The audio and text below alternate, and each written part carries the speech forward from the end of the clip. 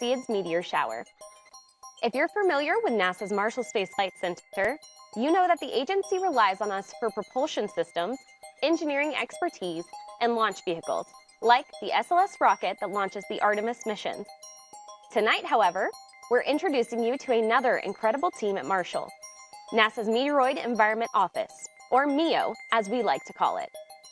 They're the group who studies, tracks, and helps us understand meteors entering Earth's atmosphere, as well as meteoroids and comets further out in space. So while most of us look up at the night sky for fun or curiosity, they're looking up to gather data and learn more about these space rocks. And their work also helps NASA in mission planning to protect people, spacecraft, and instruments from damage. We're here with you now because tonight is the peak of the Perseids meteor shower, one of the best annual meteor showers you could witness without any special equipment, just your eyes. But for those of you who aren't in good viewing locations, we've got you covered. During the stream, we are going to be looking at live views from one of our meteor cameras right here at Marshall, with several meteor experts joining us to talk about the science behind what you're seeing. To give a brief background, the Perseid meteor shower happens when Earth runs into a stream of dust left behind by the comet Swift-Tuttle. When that dust burns up in our atmosphere, it creates the meteors that you will see tonight. So if you're excited to watch for meteors with us, put a comment emoji in the chat to let us know. Here in Huntsville, our local time is just after 11 p.m. on the night of August 12th. For us, the Perseids will hit their peak in the early morning hours of August 13th. These meteors are typically bright and frequent, but even if we do get cloud cover over Huntsville like we're having right now, we have a jam-packed agenda for you. So go ahead, get comfy, grab a snack, maybe some caffeine if you're planning to stay up late with us. We are settling in for a great night of sky watching. Now, speaking of experts, I think it's time we bring in one of the best. Bill Cook is the lead of our Meteoroid Environment Office at Marshall. If you've ever heard NASA talk about meteor showers, chances are Bill and his team had something to do with the data behind it. Bill's going to talk more about what the Perseids are, why they happen, what you can expect to see tonight, and hopefully share some stories from his career studying meteors for NASA. Feel free to ask him questions in the chat, and we'll get to as many as we can throughout the stream. Bill, welcome to the stream. Before we get distracted by meteors, can you tell us more about yourself and your career? Oh, well, I've been doing astronomy ever since I was a kid. I was one of those young little nerds that like science. So, you know, when I was growing up, I had chemistry sets and geology sets and telescopes and all sorts of things.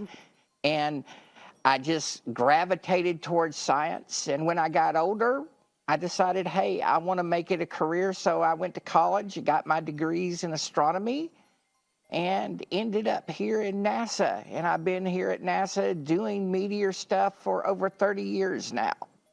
That's amazing. Can you tell us what your team does at the MEO? Well, the MEO is, we do have a very important mission because when we have spacecraft and crews up in space, meteoroids pose a big threat. And our job is to help protect the spacecraft and those crews from meteoroid impacts. So we do things like forecast meteor showers or help designers place shields over critical components. So our main job is focusing on the meteoroid hazard to vehicles and crews, and helping to mitigate that so our missions can be successful. I love that. Your work is so important to what we do here. Tonight, we're going to be looking at our meteor camera right here at our observatory at Marshall. Can you tell us more about that meteor camera and maybe show us what it looks like? Sure. We have one right here. This is an all-sky meteor camera. And as you can tell, it's a very fancy piece of technology. It's basically got a low light level video camera here, and there's a protective dome over it, and the low light level video camera captures the meteors and sends a signal to a computer where software will go through that video stream and detect the meteors for us. And these type are all sky cameras. They see the entire sky, and they're specifically designed to observe bright meteors or fireballs, which are meteors brighter than the planet Venus. And we have, I think at last count, 15 of these scattered across the country, helping us monitor the night sky for fireballs. Awesome. I'm excited to get into looking at that a little later. Thank you so much, Bill. So now let's talk a little bit about what is coming up during this stream, because we have got a full night planned for you. Obviously, the main event is the Perseids, and we'll be keeping an eye on our meteor camera feed throughout the evening. Anytime something streaks across the screen, we'll try and pause to talk about it. But also throughout the stream, we're going to chat with a few other experts to talk about some fun Perseid facts, the difference between meteors, comets, and asteroids, and how NASA observes these other near-Earth objects. And of course, we want the stream to be as interactive as possible. So remember, if you have questions about the Perseids, meteors in general, and how NASA tracks them, drop those in the chat. All right, let's pull up our meteor camera now and see what's happening above Huntsville. If you're new to watching meteor cameras, don't worry, we will make sure to point them out as we see them. But if something fast streaks across the frame, that's more than likely going to be a meteor. If you do spot one before we do, let us know in the chat. Now keep in mind, we are not quite at the peak of the Perseids yet, so we may only see a few meteors to start off the night. We are also obviously having a storm right now, but we do expect those clouds to hopefully push away soon, and we will pick up those Perseids as the watch party continues. So, Bill, is there anything you want to mention on the camera feed right now while this storm's happening? Yes, it's a perfect example of Murphy's Law. Whenever there's a peak of a meteor shower, it's going to cloud up on you. This is an all-sky camera, just like I showed, and hopefully when it clears up, we will begin to see Perseids there. Right now, we're getting a lot of rain and lightning, though. Mm-hmm. The lightning is cool to witness, though. It's been pretty exciting. While we're waiting for those clouds to clear, I'm going to ask you a few questions here. So are these meteors that we're going to be seeing tonight all going to be Perseids? No, there'll be meteors from the sporadic background. In any night, you'll be able to see about 6 or 7 meteors an hour, and that's just due from junk we run randomly into. It's not associated with a meteor shower. And there will also be meteors from other showers less intense than the Perseids, like the Capricornid meteor shower. So not every meteor you'll see tonight will be Perseids, but most of them will be. The vast majority will be. Perfect. And I know that you mentioned that this is part of the All Sky Network. We actually have, I think you said 15 cameras in that network. But we actually have a camera that we could switch to right now at New Mexico State that's looking a little better cloud-wise. So I think we're looking at that right now. Is there anything on this camera that you want to talk about, Bill, before we move into any more questions? Well, it doesn't look like it's raining. There are a little bit of clouds there.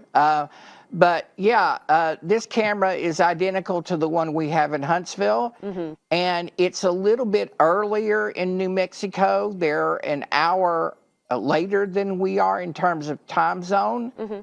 So, you know, things are just ramping up in New Mexico. It's about 10 o'clock there, and the Perseid radiant doesn't rise until about 11. So we're still waiting on meteors to start showing up in New Mexico. Perfect.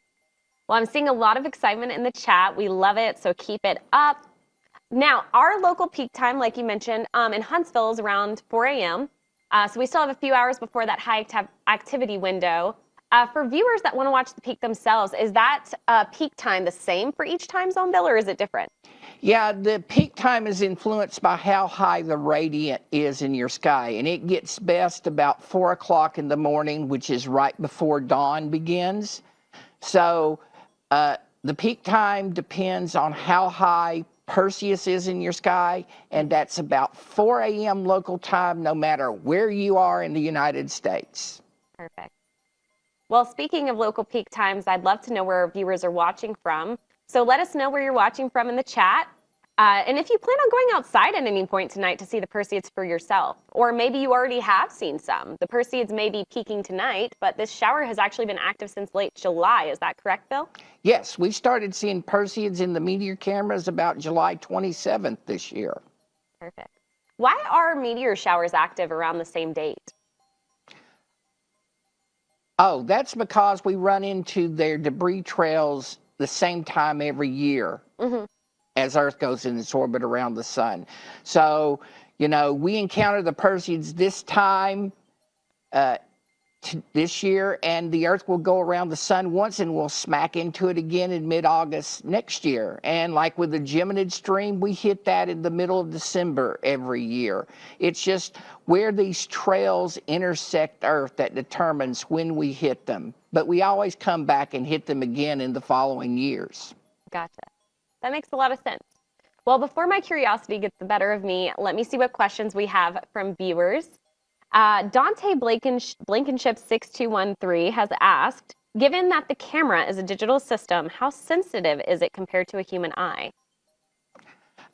This camera can see fireballs, which are bright meteors, about as bright as the planet Venus. We may get one about as bright as Jupiter. Your eye can detect meteors about, I would say, 30 times fainter than what these cameras can see. Now, we do have smaller cameras that can see faint meteors, but these all-sky systems see only the bright ones. So your eye is more sensitive than this all-sky camera system. All right. Anna has asked, why is it called the Perseids? Because the radiant, the direction the meteors appear to come from, is in the constellation of Perseus.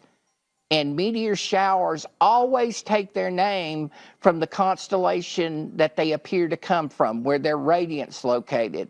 So Perseids come from the constellation of Perseus. Leonids come from the constellation of Leo. Geminins come from the constellation of Gemini. So that's how meteor showers get their names. Gotcha. All right, I'll ask you one more. Why can't we see meteors during the day? Well, because it's too bright for them. But there are daytime meteor showers. We pick them up on meteor radars.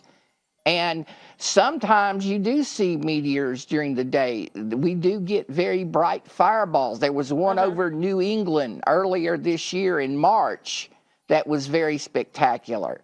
So sometimes you do see in the day, they just got to be really bright to stand out against the bright sky. I hope we get to see some fireballs tonight. I've been watching this meteor cam for a little bit. I haven't seen any myself, but I'm not the expert. Have you seen any, Bill? No. Okay, perfect. I was making sure that I wasn't missing any. Now, we've been talking a lot about meteors, and your team has meteoroid in the title. Can you explain the difference between a meteoroid, a meteor, and a meteorite? Sure. I know these are easy to get confused, so. Yeah, a meteoroid is a bit of rock and ice out in space. So the things we protect spacecraft and astronauts against are called meteoroids because they're out in space. When that little bitty piece of rock or ice hits the atmosphere and burns up, it leaves a streak of light we call a meteor. And that streak of light is the meteor. We don't call the little piece of rock and ice the meteor. It refers to the streak of light. And a meteor is the same thing as a shooting star. They're both the same thing. And if anything survives to the ground, so if you have a really big piece of rock that hits the atmosphere, some parts of that may make it to the ground, and those pieces on the ground are called meteorites. So in space, it's a meteoroid. When it hits the atmosphere and leaves a streak of light, it's called a meteor, and anything hitting the ground is a meteorite. I love that lesson. It's so crazy to me that we could see these meteors from so far away. But the Perseids do not produce meteorites. But I know some of our sporadic meteors can, and I think you have some meteorites to show us, right? Sure. We have a couple here. And yes, so if you will look, the meteorite on the left is from a very famous location. It's from Meteor Crater or Barringer Crater out in Arizona, near Winslow, Arizona, and it's an iron meteorite. So Meteor Crater is about 1 kilometer across, and it's what happens when a large, a small asteroid, a large meteoroid hits the ground and made of iron. It excavated that big crater, and there are pieces of it, and that's a piece from Meteor Crater. It's an it's an iron meteorite. It looks kind of orangish. And on the right is a piece of the Chelyabinsk meteorite, which hit the atmosphere back in 2013 and created a very brilliant fireball over Russia. And you can see it kind of looks like a piece of charcoal. Yeah. And it's not an iron meteorite, it's a stony. It's what we call an ordinary chondrite, which are very common. And like I say, if you saw this on the ground, it looked like a piece of charcoal. Yeah. You probably wouldn't think it was really unusual at all. But this is a piece of Chelyabinsk from Russia. That's amazing. Those are very cool, Bill. Thank you for bringing them in. If you're just now joining us, we are watching for Perseids on our meteor camera. This view we have here is from New Mexico State University. But these meteor cameras aren't just for our enjoyment. Bill, can you talk through what your office does with the data from these cameras? Yeah, so I mentioned one of our jobs is to generate meteor shower forecasts. And the data from these cameras help us verify those forecasts, because if you produce a forecast, you want to know how well you did. So we take those forecasts and compare them to the data from these cameras and see how well we did, and we use that data to improve our next meteor shower forecast. So these cameras provide the data we use to validate our meteor shower forecast. Amazing. Well, I know Perseids are known for going fast. We've hopefully are going to see some tonight. So I feel like if I blink, I'm going to miss one. So I keep looking over at the camera that we have here. Is speed something you can track in your office? Like, can you tell how fast these meteors are actually going? And if so, how? Sure, because our meteor cameras are set up so that some of them are close enough, they're in clusters, that we can triangulate and measure their trajectories and speeds. So we can tell how fast they're moving, where they burn up, where they hit the atmosphere, all sorts of things about them. And in the case of the Perseids, we know they all move at roughly the same speed, which is 132,000 miles per hour. So pretty fast, even for meteors. Yes. You know what else is moving fast, Bill, is this chat. So I'm going to take a few more viewer questions while we're waiting to spot some meteors. But keep an eye on that meteor cam for me, Bill. I don't want to miss any. So while we're watching, let's take Renee Claude 33345 has asked, what is your favorite fact about meteors? My favorite fact about meteors. Meteors, NASA likes sending missions to other planets and asteroids and stuff, and studying them. Meteors are neat because they're like little pieces of the universe coming to us. Aw, so as they burn up in the atmosphere, we can study them. So I don't need a spacecraft to study meteors. I can just sit and wait for them to hit the atmosphere and study them then. I love that answer. That's so good. I'll ask you one more. This kind of goes along with it, but what's the best meteor shower that you have ever seen? It would have to be the Leonid meteor storm of 2001. And, people think the Perseids are great when you see about 50 per hour. And in that meteor storm, there were over 2,000 meteors per hour. Wow. The sky was filled with fireballs. So the Leonid meteor storm of 2001 is the absolute best meteor shower I've ever seen. That's amazing. Well, thank you for answering those questions. I do have another question of my own here. The Perseids are famous for producing fireballs, like we've talked about. Can you explain what a fireball is and what makes a meteor classify as a fireball? Sure. A fireball is a bright meteor. And actually, technically, a fireball is a meteor brighter than the planet Venus. So if there are any amateurs astronomers on the chat, the fireball, it has to be brighter than magnitude -4. That's a fireball. And it's also the same as a bolide. You'll hear people talk about bolides. Bolides and fireballs are the same thing. Bolide just sounds fancier. Gotcha. Well, fireballs are something I know your team is very familiar with. For you guys watching at home, whenever a significant fireball lights up the sky, the MEO actually alerts the public of this. They utilize eyewitness reports, gather and verify the data, and then share those results on a dedicated NASA website for everyone to see where recent fireballs were detected across the country.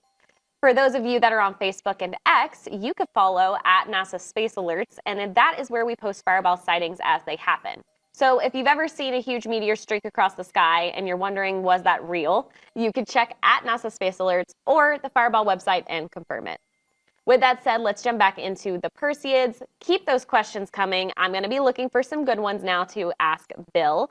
While I am gathering some more of those, Bill, have you spotted anything on our meteor camera that you want to point out? Not yet, but again, the radiant isn't very high. But I've been keeping an eye on it. I hadn't seen anything yet. Yeah, we're still a few hours away from that peak, but hopefully they'll pick up, and hopefully the storm over Huntsville will go away. Right now we're looking at the New Mexico State University camera.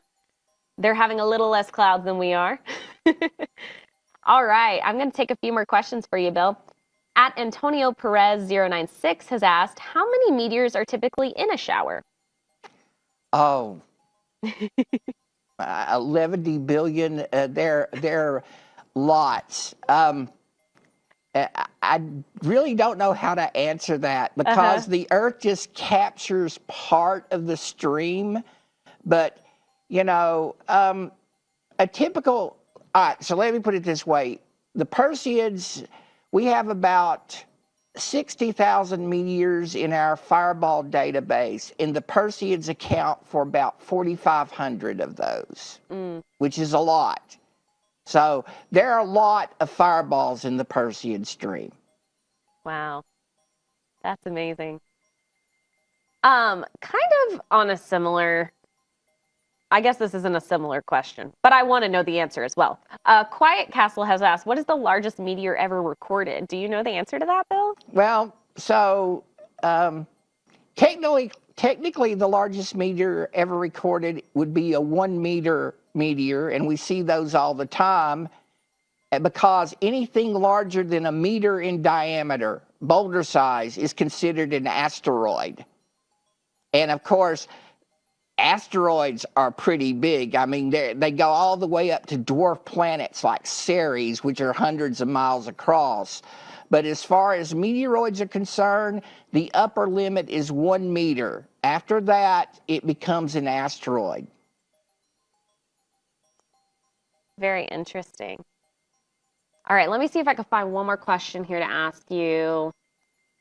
Let me see if you know this. What recent scientific advancements, if any, are a direct result of observing the Perseids? It's a good question. Recent scientific advances is a direct result of observing the Perseids. I'll have to think about that. Okay. That's a good one. I like that question too. All right, while you think about that, I do know that we have one of our members of your team has actually been behind the scenes looking at our other all-sky cameras, those ones we don't have live feeds of, but we can get playbacks of and imagery from them. And she has been collecting a few that we have seen on those other cameras, so I'd love to pull up some of those now. Oh yeah, there's a meteor. Yep. So what you're seeing on this feed are meteors, and it looks like from the past couple of days, or actually even tonight, excuse me, from Ohio, Alleghenies in Pennsylvania, and here's Hiram in Ohio. Yep. So you're seeing meteors from the Midwest whiz across the sky there. And of course, since it's a replay, we've got a nice little tracking box on the meteors. There was a nice good one, Perseid. yeah. That was a nice one. Those are awesome. Wow. And you'll notice they're appearing across anywhere in the sky. They can appear anywhere in the sky. This is why if you observe meteors, you need to look up and take in as much sky as possible because they can appear anywhere. They can. I noticed on one of these clips, there's something going by slower than the meteor. Is that a plane that we can see? Yes. Okay, that one, yeah. Yes, that's an aircraft. Okay, perfect. Yeah, these Perseids go really fast. This is exciting footage to see, and it does look like these are happening from tonight. So I'm hoping we'll see some live a little later. But while we wait for our cameras to pick back up and for the clouds to move, I'd love to show you guys a little video that we have prepared that can give you basically a little 101, a little breakdown of the Perseids. Like I said, these Perseids are known for going fast, so we have some fast facts for you prepared. I'd love to take a look at that now if we have it ready. And this is hopefully going to give you a little breakdown of the Perseids and our topic of the night.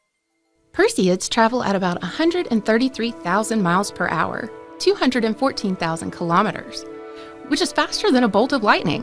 Here are 10 more fast facts about the Perseids. Perseids are one of the oldest observed meteor showers, with records of them dating back 2,000 years ago. The Perseids are debris left over from the comet Swift-Tuttle, which the Earth travels through once a year. Swift-Tuttle is more than 15 miles wide. At their peak, the Perseids can produce up to 50 meteors per hour under dark, clear skies. The shower is called the Perseids because from a skywatcher's perspective, the meteors appear to radiate from the constellation Perseus. The Perseids are active for about 6 weeks, from mid-July through late August, and the peak happens when Earth hits the densest part of the debris stream. The Perseids are one of the most photographed meteor showers, thanks to their brightness, frequency, and timing during warm summer nights. Each meteor you see is a bit of comet dust that's been traveling through space for hundreds or even thousands of years before hitting our atmosphere. Though humans have been watching the Perseids for more than 2,000 years, they were first recognized as an annual meteor shower in 1835.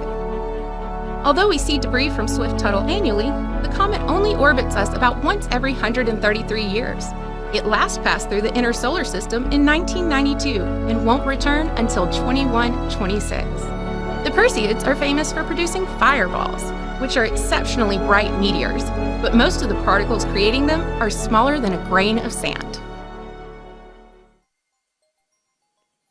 That was a great video to give us a little 101 of the Perseids and what we can expect to see tonight. So now I want to go to a full screen view of New Mexico State University's meteor camera. That's what we're looking at now. We are going to take a moment to look at this full screen. Please let us know if you spot any meteors in the chat, and we'll be back to talk about them in just a few moments.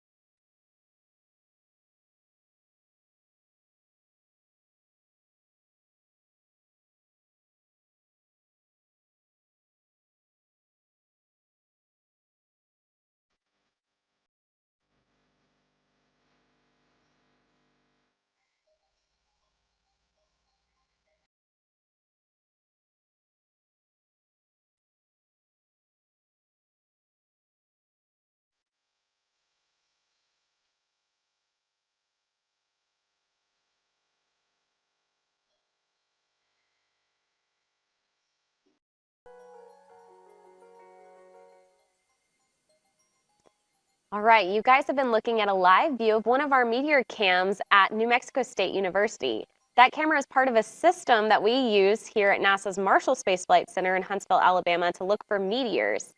My name is Alyssa Lee. I'm hosting this Perseids Watch stream tonight. I am the social media lead for Marshall, and we are so excited to have you joining us. But I think it's time that we introduce a very special guest now.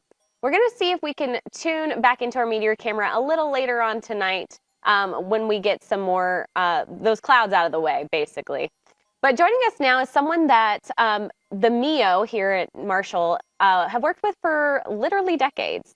Dr. Peter Brown from Western University in Canada.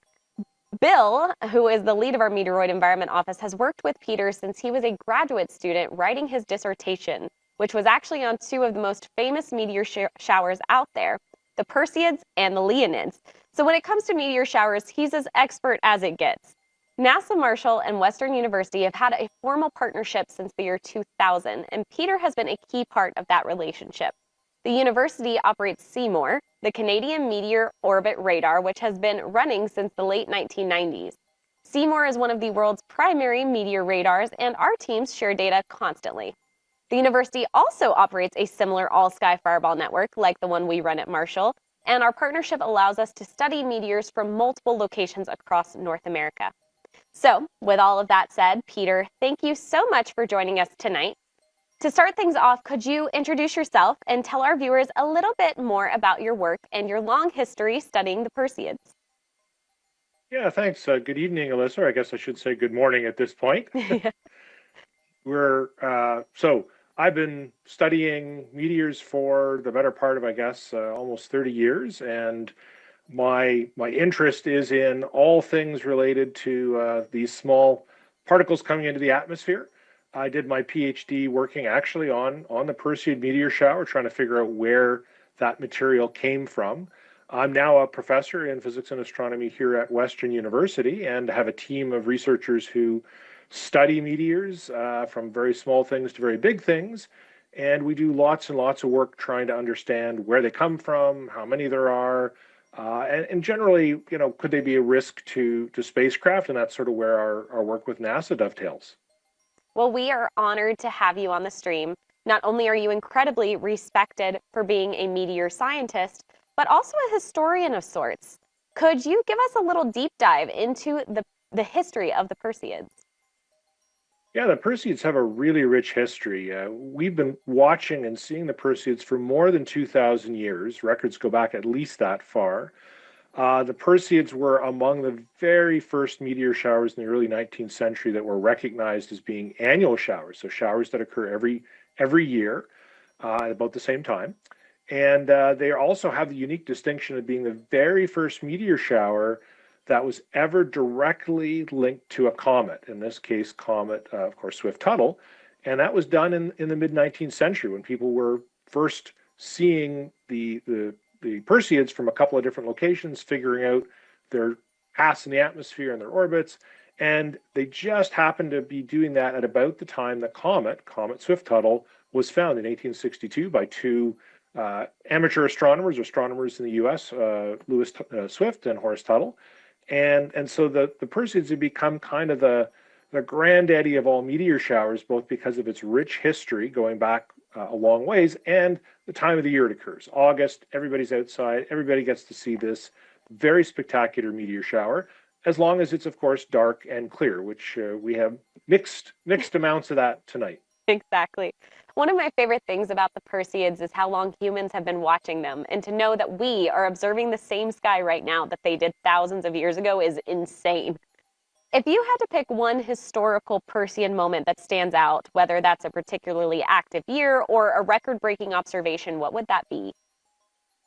Yeah, so for me, I think the year I would pick would be 1993. There was a really big enhancement of Perseids in 1993, largely associated with the comet that returned the year before in 1992. Comet Swift-Tuttle returned in 1992. And that shower, I was fortunate enough to be in the south of France, got to see the shower for myself. It was amazing. There were thousands of people all over the countryside, and you could hear hoops and hollers as these bright meteors were lighting up the sky. And you could imagine it's just like what people would have seen 1,000 or 2,000 years ago when a comet would come by in the same way. So really an amazing view, and it was an incredible year to see so many of these and get so much data, understand how the meteors relate better to the comet. Wow, I love that. Now, for people who might have just hopped onto the stream and have no clue why we're watching this meteor shower, can you tell us what makes the Perseids so special and why they tend to be a favorite meteor shower for both scientists and casual skywatchers? Yeah, so the Perseids are special on so many levels. So for everyday people going out and looking at the meteors, they occur at a perfect time of the year, mid-August. Everybody's outside. It's often quite warm. The meteors, the geometry is such that you can see them really well in the Northern Hemisphere, so it's great for North America and Europe. They're also important for scientists because Swift-Tuttle is one of the largest comets that goes close to the Earth, so it's a real chance for us to understand and see debris that's released from this comet and how it's evolved over time. And it's also important from a hazard perspective. There's a lot of these things hitting the upper atmosphere at very high speeds. Mm-hmm. So if you don't have the atmosphere protecting you, you have to be a bit more concerned about that. And that's where sort of the satellite hazard angle comes in. So Perseids are special a whole bunch of different ways. Awesome. Well, that leads me to another question I had. We mentioned earlier your work studying the Leonids, and of course you've studied many other meteor showers too. Since tonight is all about the Perseids meteor shower, is there anything visually distinct about the Perseids compared to those other meteor showers? Yeah, I mean, I think that the Perseids have a few distinctive characteristics. One is they tend to be pretty rich in bright meteors. We've been talking about that all night. That's what the all-sky cameras are all about. So some showers don't have lots of bright meteors, but the Perseids really do. The Perseids also move really fast, and one of the things that is often quite distinctive is they'll leave a trail behind. We actually call this a train, and it's just some glowing ionized gas that's left in the path. And so the meteor sometimes can be visible for a few seconds in this sort of glowing embers that are left behind the Perseid. And that's also unusual, quite distinctive for the Perseids. Awesome. Well, this has been fantastic, Peter. Thank you for sharing all this history and science with us. I know Bill has been dying to jump in and talk with you, so we're going to bring him back on. This is the lead of our Meteoroid Environment Office, Bill Cook. We're also going to bring back up our meteor camera so you two could do what you do best and watch the Perseids together, break down what we're seeing. So I'm going to step off for just a little bit and let you two take the reins, but chat, make sure you keep those questions coming for Bill and Peter, and we'll get to those here shortly. Take it away, Bill. Okay. Hey, Peter, you and I, we met back in the late 90s over the meteor shower hazard. And, you saw the 93 Perseids from France, and the 93 Perseids were the first shot across the bow as far as meteor shower forecasting, right?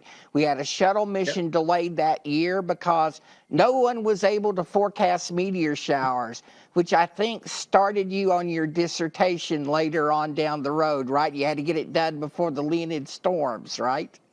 Yeah, that's exactly right. The Perseids in 93 were a big wake-up call to all the things we don't know about meteors, and trying to get a handle on the Perseids, which was half of the thesis work I did, and then the Leonids, which were coming up. The next few years during the late 1990s, that shower really ramped up. And between the two of them, I think it's fair to say it almost redid the entire field. There was just so much interest, so much measurements, and concern. I think genuine concern about what these things might mean to space and space operations that kind of changed the field. So it's been really cool. Yeah, and when you look at the effects of meteor shower on spacecraft, in general, the risk is small compared to the ever-present sporadic background, right? We worry more about the stuff that's always there than the Perseids or the Leonids or whatever. But the Perseids, I guess, they're the responsible for the most satellite anomalies, in at least one case, a potential satellite kill, right? Absolutely, yeah. And as you point out, there aren't huge numbers of them, but they come in very fast. And I know we've always puzzled about this together for years. Why are the Perseids apparently such a hazard spacecraft. And of course, perhaps their speed, something else going on, but it is a puzzle. But yeah, the Perseids, I don't want to say the Perseids are satellite killers, because that's probably being a little overly dramatic, but they do seem to be associated with a lot of anomalies on satellites. And yeah, it remains a mystery. Yeah. And, you know, tonight, you and I, unfortunately, I understand up in Western, it's cloudy. We're cloudy here in Huntsville. The clouds are breaking here, it looks like, looking at the camera feed. But if we want to look ahead to the future, you know, tonight's a normal Perseid shower, right? The activity levels we expect normal. What can we expect from the Perseid, say, over the next, say, 4 to 5 years? We have an outburst coming up, right? Yeah, we do. Particularly 2028 looks like we're going to get close to some old trails that Swift Tuttle left behind.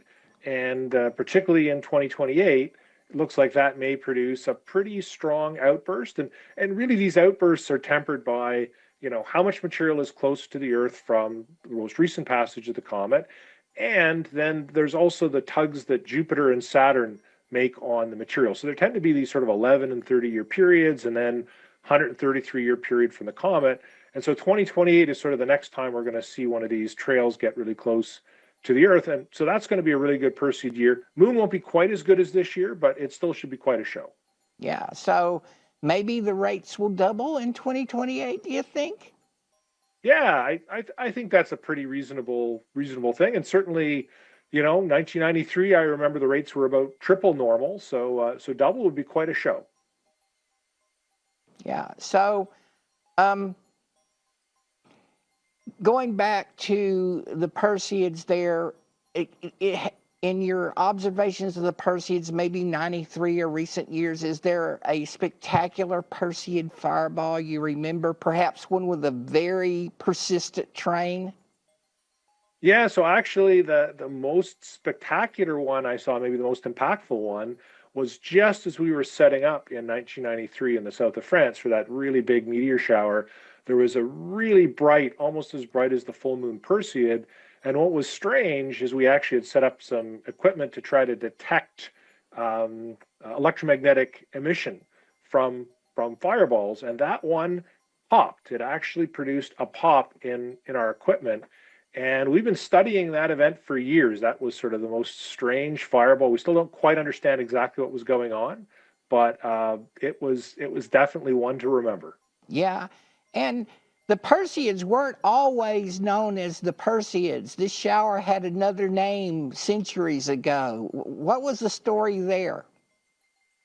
Yeah, so there's a sort of a tale that the Perseids happened at a time when there's a Christian saint, Lawrence, and Saint Lawrence was put to death about the time of the peak of the Perseids, about 2,000 years ago. So the story is that, you know, in the 19th century in particular, people began referring to the Perseids as the tears of Saint Lawrence. And it really wasn't until the 19th century that we recognized the Perseids sort of in their modern form.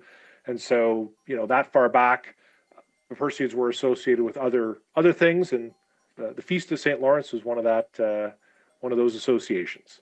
Yeah, and we often joke and refer to this time of year, the Perseid peak, as Meteor Christmas. And yes, and that's because Mother Nature gives us a present as far as the number of meteors, would you think? absolutely. I mean, you pointed out, you know, when you look at all the meteors we capture through the year, particularly the bright ones in the all-sky cameras, you know, often August 10th, 11th, 12th, I mean, that's 20 or 30% of all the bright meteors we see in a year. It's amazing. It really is like a gift from heaven.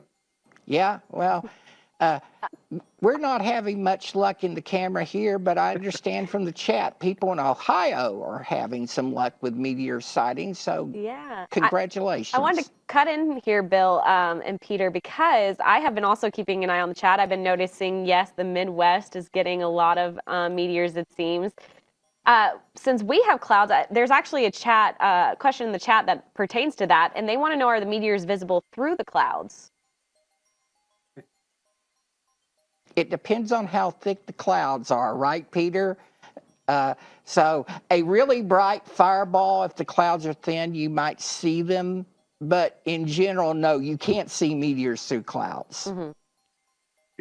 Yeah, exactly. So sometimes the really bright fireballs will be like a light bulb flash, and you might see that just like lightning through clouds, but those are pretty rare. You don't typically see that.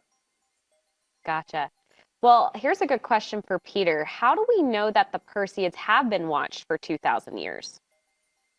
Yeah, it's a great question. So people have gone back and looked at ancient Chinese and Japanese and Middle Eastern records.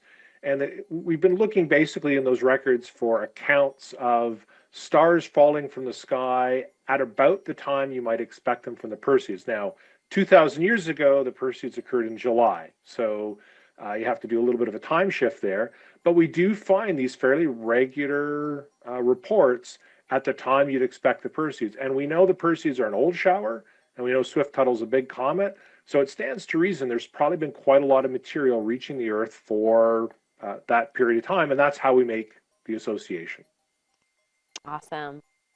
All right, let me pick another one out here. I saw someone say we went from Moonjoy to Meteor Christmas. Love that. That's a good one. Has the Swift-Tuttle comet ever been sampled before? What is known about it? Well, Swift-Tuttle itself has not yet had a mission to it. There have only been a few comets that have had spacecraft missions that have sampled them. Vilt 2 had a sample return mission. I think, in fact, it's to date the only sample return mission from a comet. Mm-hmm. But we do get to sample Swift-Tuttle every time the Perseids burn up in the atmosphere. We can actually break the light up into its constituent colors and get a spectrum. And we can tell what sort of elements are present. We see bright lines of emission from magnesium and sodium and calcium and iron, and it tells us something about what they're made of. So we do kind of get to sample it, but a little indirectly. I love that. All right, I got one more question for you, and this one asks, how are the meteor peak times predicted or calculated? And can you also talk about the peak time for tonight? Yeah, that's a great question. So that was the entire topic of my thesis, was trying to figure out those peak times. And as Bill will tell you, we had some luck and some years not so great luck trying to figure out exactly where these trails would land. So basically, we put the comet's past behavior into a computer, and we launch a bunch of particles, and then we see where they land relative to the Earth's orbit. And from that, we can kind of build up a sort of a synthetic computerized picture of, when these things hit. Tonight, we're expecting the peak, just about now. I mean, we're getting very close to the peak time, and that peak that we predict now is based on sort of long-term measurements of kind of where it historically peaks. There's always little peaks that appear during the Perseids, and sometimes these larger outbursts. But we're not expecting an outburst tonight, but never say never. The modelers can always be surprised. Be optimistic, Peter. Come on. We're going to see tons of them. Absolutely. Even without outbursts, the Perseids are extraordinarily rich. So we'll definitely see lots. Just whether we'll see an outburst, at a strange time, probably not this year. So probably tonight is the night for the peak. Perfect. Awesome. Well, one of our team members from the MEO has been behind the scenes watching the meteor camera and has grabbed some imagery for us that we can see now while we're answering some questions. So I want to pull those up now. Those are awesome. Bill and Peter, could you talk about these playbacks? Yeah, these are from our cameras in Florida. The one you're seeing now is from the University of Central Florida campus. Amazing. And you're seeing Perseids captured by that camera. Again, earlier tonight. So they're lucky in Florida. They're having better weather than we are. And these are meteors from earlier tonight. Those look awesome. Yep, some nice ones. And some aircraft, of course. Yeah. I've started to learn how to spot the aircraft in there. This is great footage. I love seeing it. Well, these have been some incredible questions from the chat and playbacks from Danielle on our team, but we do want to let Peter enjoy these Perseids himself. Peter, thank you so much for joining us tonight. Getting to hear the science and the history behind these meteors while watching the Perseids live with you has been such a unique experience. We're grateful that you wanted to be a part of this. It's been my pleasure. Well, I wish you clear skies and many more bright fireballs on the meteor cameras. Absolutely. Happy Meteor Christmas, Peter. I love it. Same to you, Bill. Same to you. Happy Meteor Christmas. All right, if you're just joining us, welcome. We are watching the Perseids live on one of our meteor cameras right here at NASA's Marshall Space Flight Center in Huntsville, Alabama, with the lead of our Meteoroid Environment Office, Bill Cook. Let's get back to that meteor cam view and see if we could spot any. And of course, if you spot something before we do, shout it out in the chat. These shooting stars can come and go in an instant, so keep your eyes peeled. All right, Bill, can you give us a little refresher on what our viewers are going to be looking for on these meteor cameras? It looks like this one is our New Mexico State University camera, I believe. Yes, and so there are clouds there. That's that white stuff all over the place, but there's some dark sky. And you'll look for, an object moving very quickly across the field of view, like we just saw in the UCF camera down in Florida. And they can appear anywhere in the sky, and they'll move quickly across the field of view. If you see something slow moving with flashing lights, that's an aircraft. So we're looking for something that's going to move really quickly across that sky. Gotcha. Well, people see meteors randomly throughout the year, but meteor showers like tonight are different. For those of the viewers that are new to this, how do meteor showers differ from those random sporadic meteors you might see on any given night? Well, meteor showers, all the meteors in a meteor shower come from a single object, like all the Perseids come from Comet Swift-Tuttle, or all the Geminids come from the asteroid 3200 Phaethon. But sporadics, they don't have a parent. They just are random bits of debris that are out there. So the difference that distinguishes a meteor shower from a sporadic is all the members of a meteor shower have the same parent body. They come from the same object. Gotcha. Well, while we're watching, I actually have a question I have been wanting to ask you. We know that the Perseids are famous for being bright, but does that brightness change as the night goes on, or is it pretty consistent throughout the peak? The brightness is a function of the speed, and all Perseids have the same speed, which is 132,000 miles per hour. So the brightness really boils down to how big the meteor is, not so much when it occurs. So you can get bright Perseids early in the evening, late in the evening, right before dawn. They can appear anytime. So the brightness doesn't have any consequence as far as the time of night. It can happen, bright Perseids can happen anytime. Awesome. That makes sense. For our viewers who may be sky watching themselves, drop a message in the chat to tell us where you're watching from, whether you've seen any meteors tonight. We love seeing what you guys are saying. We've seen some luck in the Midwest. I saw someone from North Carolina saw some. Obviously, we had some playbacks of Florida, so love seeing it. Something I have always wondered is when a meteor streaks across the camera, how quickly can your team pull that data from that event, Bill? If we know it happens, we can pull it almost instantaneously. Our cameras generally upload data every 30 minutes. So usually we know about meteors within a half an hour. But if we happen to be watching a camera feed and see it, we can pull that information immediately afterwards. Awesome. I love that half the magic is in the real-time excitement and the other half is in the science that you guys do afterwards. Speaking of the work that your team does, we actually have a video prepared to show you guys an inside look into the Automated Lunar and Meteor Observatory, or as we like to call it, the Alamo, where Bill and his team observe these meteors from right here at NASA's Marshall Space Flight Center in Huntsville, Alabama. So let's watch that now. For 20 years, a stargazing outpost at NASA's Marshall Space Flight Center in Huntsville, Alabama, has been quietly scanning the sky. This is the Automated Lunar and Meteor Observatory, better known as the Alamo. What began in 2006 as a new outpost for lunar impact monitoring has grown into one of NASA's most consistent sources of information about meteors, meteoroids, and the dynamic environment beyond Earth. The observatory saw its first light in March of 2006 and has spent 2 decades supporting NASA's Meteoroid Environment Office.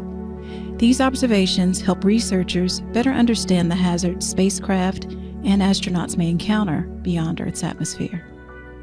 The Alamo includes 2 domes, a 15-meter observation tower with roll-off roof, and an operations center. Every part of this facility is built for precision. Automated systems that scan the moon for tiny flashes, sensitive cameras that capture meteors streaking through Earth's atmosphere, and an operations center where experts can review each burst of light. In the last 2 decades, the observatory has recorded hundreds of lunar impacts, including flashes bright enough to reveal newly formed craters. Each detection helps scientists better understand the risks spacecraft and future astronauts may face as they venture beyond low Earth orbit. The Alamo facility also helped launch networks of all-sky cameras that track fireballs across the United States, and more recently joined a global network of instruments collecting meteor data around the world. These observations allow researchers to map meteoroid paths, identify their origins, and refine models that protect NASA missions. Day after day, night after night, this observatory has built a record of impact flashes, fireballs, and celestial events, data that helps safeguard our human explorers and our spacecraft, supports scientific discovery, and deepens our understanding of our solar system. That was an amazing behind-the-scenes look at our observatory. Now, a lot of people don't realize that with the right equipment, we can actually hear those meteors too. And I saw someone in the chat asking about this. This is a phenomenon called meteor scattering, and it creates a sound we call a meteor ping or echo that we can hear with radio equipment. Bill, can you tell us how this works? Sure. When a meteor burns up in the atmosphere, it leaves that streak of light we call a shooting star or meteor, but it also leaves a trail of ionized matter behind it, an ionization trail. And if you have a ham radio tuned to frequencies in the tens of megahertz, any distant signal, like from a distant radio station or TV station that bounces off that meteor trail will be picked up by your receiver and you'll hear a ping, like sonar. So, you need to have a distant transmitter, a radio or TV station that's over the horizon. But if you have a receiver tuned to, say, like 1725 megahertz, somewhere in that range, you can hear meteors. And the beautiful thing about that is you can hear them in the daytime as well as at night. So you can hear them all the time. And believe me, you hear lots of Perseid pings on these little systems, which we call forward scatter radars. Awesome. And I think we actually have an example of what those pings sound like. Yep, I hear it. Yeah. They sound kind of eerie. Yeah, you hear like a whistle. It's just like a submarine, sonar from a destroyer looking for a submarine. But a lot of amateurs will actually count meteors and provide data to scientists, and this helps us establish the intensity of the shower because you can count meteors in the daytime with this setup. Very cool. If somebody wanted to listen to these meteor pings at home, how would they do that? Well, you would need a receiver. A lot of people use ham radios. They're these programmable radios. And an antenna, and you would basically tune to the frequency of a distant radio or TV station, and you want the carrier from that, which is the constant signal they send out. And if you do that, you'll hear meteor pings. Does the length of that echo correspond with the size of the meteor?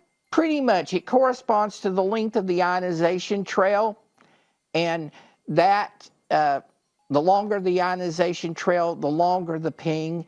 And, the amazing thing is a meteoroid only a millimeter across. Imagine a millimeter on a ruler. That meteoroid will leave an ionization trail the length of a battleship. Wow. Makes it very easy to pick up with a simple forward scatter setup. Well, I want to grab one or two more questions from the chat while we're continuing to look at this meteor cam from New Mexico State University that we're watching. Here is a good one from Layla1376B5U. Hope I got that right. What is something about the Perseids that scientists still don't fully understand? It's a good question. What is something about the Perseids scientists really don't understand? Well, from my perspective, I'd like to be able to predict Perseid outbursts better. Peter mentioned that occasionally we miss the forecast, and the Perseids every now and then can surprise us. For example, the Perseids have been recently showing 2 peaks. You know, we think of a meteor shower having 1 peak. But if you look at the shower data, we see 2 peaks close together. And that second peak is a relatively recent occurrence, and we're still trying to figure out what causes that second peak. We think they might be really old Perseids, but we're still looking into it. Gotcha. All right. We have another question asked by Jessica that says, why does the brightness change as it moves across the sky, going from dull to bright to dull/invisible again? Well, and what you're seeing is the meteor, it's coming in, it's burning up, and it also is breaking apart. So you may see the meteor as it burns up, it gets brighter, then it breaks up, it'll get dimmer, and then as those pieces burn up, you'll see it get brighter again. Gotcha. All right, here's another one I want to ask you. What type of minerals or metals are in the meteors? Is that why they are so flammable? Well, they're not really flammable. There's standard elements in meteors, carbon, sodium, you know. We think of these things as fluffy bits of rock and ice held together by organic glues. So they're normal elements, but they're not flammable. What causes them to ablate or burn up is they're entering the atmosphere with such speed, the atmospheric friction, to borrow a simple term that is often thought of as incorrect, but when they enter the atmosphere, they generate so much heat, they simply vaporize. Gotcha. Well, I am loving all of these questions, and I have seen some asking about the International Space Station. So I know that astronauts aboard the International Space Station occasionally report seeing meteors, and we have tons of images taken by our astronauts of the ones that they have been lucky enough to capture. We're going to bring one of those images up now. That is one of my personal favorites from the Perseids meteor shower in 2011, captured by NASA astronaut Ron Guerin.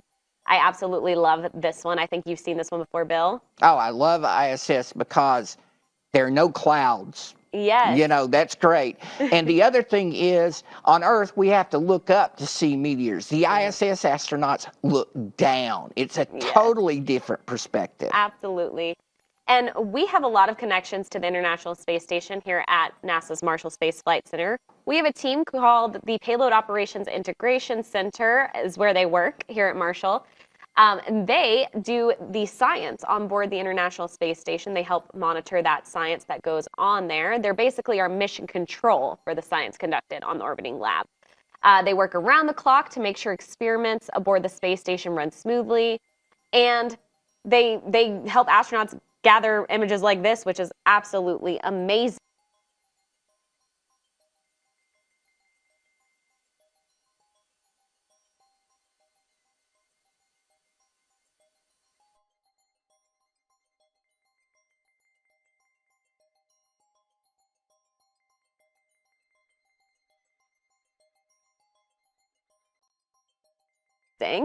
The space station is orbiting 250 miles above Earth, which gives them this stunning perspective.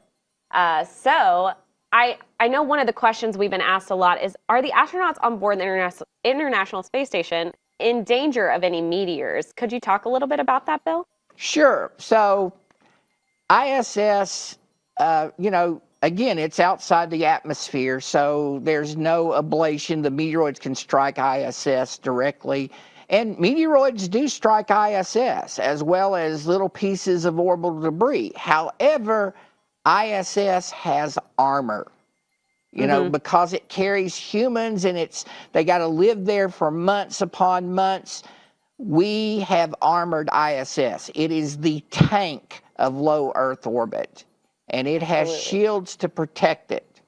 And I think we have some of those shields here.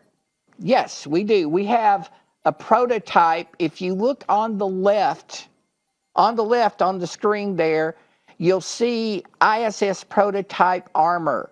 So on the very left there, yes, there's the armor. So at the far left, you have a plate, an aluminum plate at the very far left, and that is the bumper shield that breaks the meteoroid or piece of orbital debris up. So the meteoroid or piece of orbital debris will strike that plate, and it'll be broken up into like a shotgun blast. And then in between those plates, you have Nextel Kevlar, like in bulletproof vest, that will stop that shotgun blast or most of it. And then the back plate, that's the pressure wall. Beyond that's where the astronauts live. So you don't want any holes in that back plate. And this one, when we tested it, the Nextel Kevlar in the front plate broke the test projectile up, but it still was powerful enough to get through the Nextel Kevlar and put that bump on the back. It dinged the back plate. So, you know, this is prototype station armor. It was, you know, this was one of the first gun test articles, and the actual station armor is even better than this. Station armor can stop a 1-inch meteoroid moving at like 70,000 miles per hour. So again, space station is the tank of low Earth orbit. So we don't worry about the astronauts much during meteor showers because of that. We have this wonderful armor on space station. Awesome. And those meteorites that we have right there, are those about the size of what could be making those holes? Yes, maybe a little bit smaller, but yes, those meteorites are about the right size to make the holes. Now, what you have on the right is just a single metal plate, and it's why we don't use monolithic plates to protect against meteoroids, because there's no bumper shield, there's no Nextel Kevlar, and the meteoroid or the piece of orbital debris just blasts big holes in it when it hits. So metal plates, not so good for shielding. Thank you for explaining that, Bill. That makes a lot of sense. I'm glad to know that our astronauts are safe when they're in spacecraft and aboard the International Space Station. For right now, let's get back to focusing on that sky. We're going to look back at our meteor camera and see if we can start picking up something, see if those clouds are starting to move. We're getting closer to that peak. I believe that's a plane we're seeing there. Yes, the sky is getting clearer. Well, that's good. I don't see any lightning anymore. That's great. Awesome. Well, I'd love to make this full screen so that you guys can really focus on the sky. Please let us know if you spot anything. Put it in the chat. We don't want to miss a single meteor. We're going to leave this full screen for a little bit, and we'll be back with you in just a second.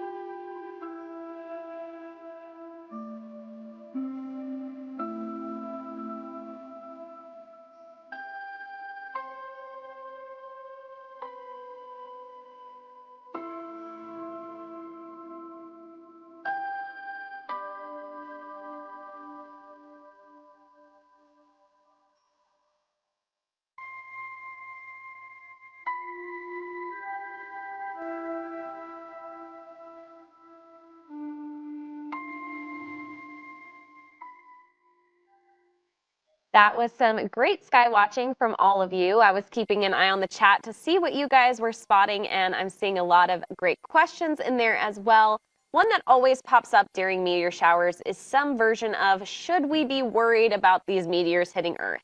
And that is a totally understandable question, especially when you see those bright fireballs streaking across the sky. The short answer is no, but our next guest is a perfect person to talk about this more. I'm excited to introduce someone who knows a lot about what NASA does to monitor and protect our planet from hazardous objects. Joining us virtually from California is Amy Meinzer, lead for NASA's NEO Surveyor mission. NASA's Near-Earth Objects Surveyor mission, or NEO Surveyor, is designed to discover and characterize most of the potentially hazardous near-Earth objects. Amy is an Earth, planetary, and space sciences professor at UCLA, and she is the lead for the mission. Amy, thank you so much for joining us tonight. Before we dive into the Perseids more, could you tell our viewers a little bit about your role and what your planetary defense work with NASA looks like? Sure. I'm super lucky to get to do this work. Thank you so much for having me here. So we are busy building what will hopefully be NASA's sort of biggest, best observatory for looking at what is the contents of our solar system, looking for the things that can get close to the Earth, both asteroids and comets, and trying to characterize the numbers, sizes, and orbital element distributions of these objects so that we can predict if there's going to be a potentially hazardous object that could get close to us in the future. That's the goal. Awesome. Well, a lot of people hear the phrase planetary defense and they think it's something out of like a sci-fi movie, for instance. What does planetary defense really look like day to day? Sure. It's a really practical question. Is there anything out there in our solar system that could get somewhat close to the Earth or even really close to the Earth? And if so, what should we do about it? That's planetary defense to me. Absolutely. And I know NASA has had a lot of success with our DART mission, for instance. We're also looking at going to objects like Psyche, the asteroid Psyche. So I know NASA's doing a lot of work on that, and I can't wait for NEO Surveyor. What is one misconception about planetary defense or asteroid tracking that you wish more people understood? Yeah, okay. So I love sci-fi. I'm a huge sci-fi fan. I mean, like a lot of us, right? Absolutely. But the movie, do you remember Empire Strikes Back from Star Wars? Yes. There's that scene where the Millennium Falcon is cruising through the asteroids, and there's asteroids everywhere, and they're just floating around, and they look like they're about to hit them. That turns out to not be quite like what our asteroid belt is actually like. Our asteroid belt is a bit different. Yeah. So it turns out if we were in the middle of our asteroid belt here in our solar system, most of the asteroids would look like tiny, small, unresolved dots. Oh. So there's still a lot of them. It turns out there are millions and millions of these objects, but they're so spread out and space is so big that each individual object would just look like a point of light. If you were standing on the surface of one, even if you were in the middle of it, it would still mostly look like dots. It wouldn't look like the Empire Strikes Back with big giant rocks floating all over the place. That is so fascinating. Well, I want to take a step back and talk about the NEO Surveyor mission a little bit more. What is the latest update on that mission? Yeah, so we are deep in the middle of building the project right now. So what we're trying to do is we're trying to build a space telescope that will be very sensitive to the asteroids and comets that can get closest to the Earth. In other words, we want to look for the things that really do have the potential to get close. And if they are going to get close, we want to be able to spot them when they're far away from the Earth. Really far away, so that we can predict where they will go. And if there's any chance of a close impact, we want to be able to pick it up and spot it and say, okay, we want to actually spend special attention on these particular objects so that we can really follow their orbits, if that makes sense. It does, absolutely. The mission sounds so exciting, and I cannot wait to see it in action. But I don't want to steal any more questions from our viewers. So if you do have questions for Amy, make sure to drop those in the chat. We'll ask her here shortly. In the meantime, I would like to bring Bill back in. Bill's team is the one who studies those tiny particles burning up in our atmosphere, and Amy works with the teams tracking the much larger objects further out in space. So between the two of them, we've basically got the whole solar system covered tonight. I'm going to let Bill and Amy take over for a bit while we keep watching our meteor camera. We're going to cut between the Huntsville, Alabama camera and that New Mexico State camera. So Bill and Amy, I'd love to hear from the two of you about how your worlds overlap, how meteors, meteor showers, near-Earth objects all fit into NASA's bigger effort to understand and monitor our cosmic neighborhood. So, Bill, take it away. Yeah, so Amy, you study asteroids, or what I like to call the rocks of doom. I study the flotsam and jetsam of the solar system, the small stuff. But we tend to put things in categories as humans, like, as I mentioned earlier in the broadcast, a meteoroid is something smaller than a meteor. An asteroid is something larger than a meter in diameter.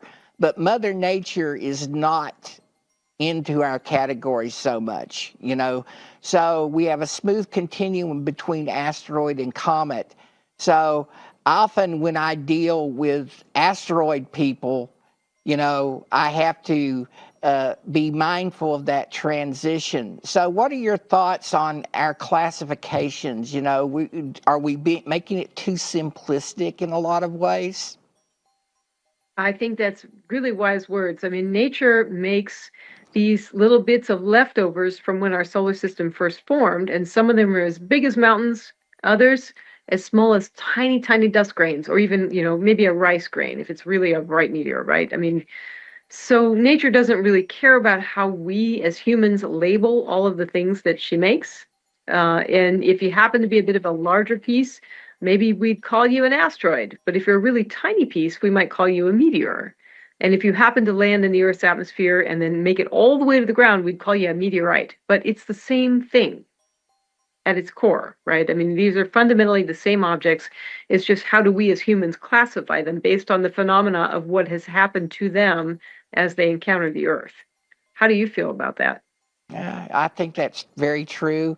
What interests me, I guess, is that even when it comes between asteroids and comets, we think of asteroids and comets being fairly distinct, but we have things called active asteroids that look comet-like, and we have dead comets that look asteroid-like.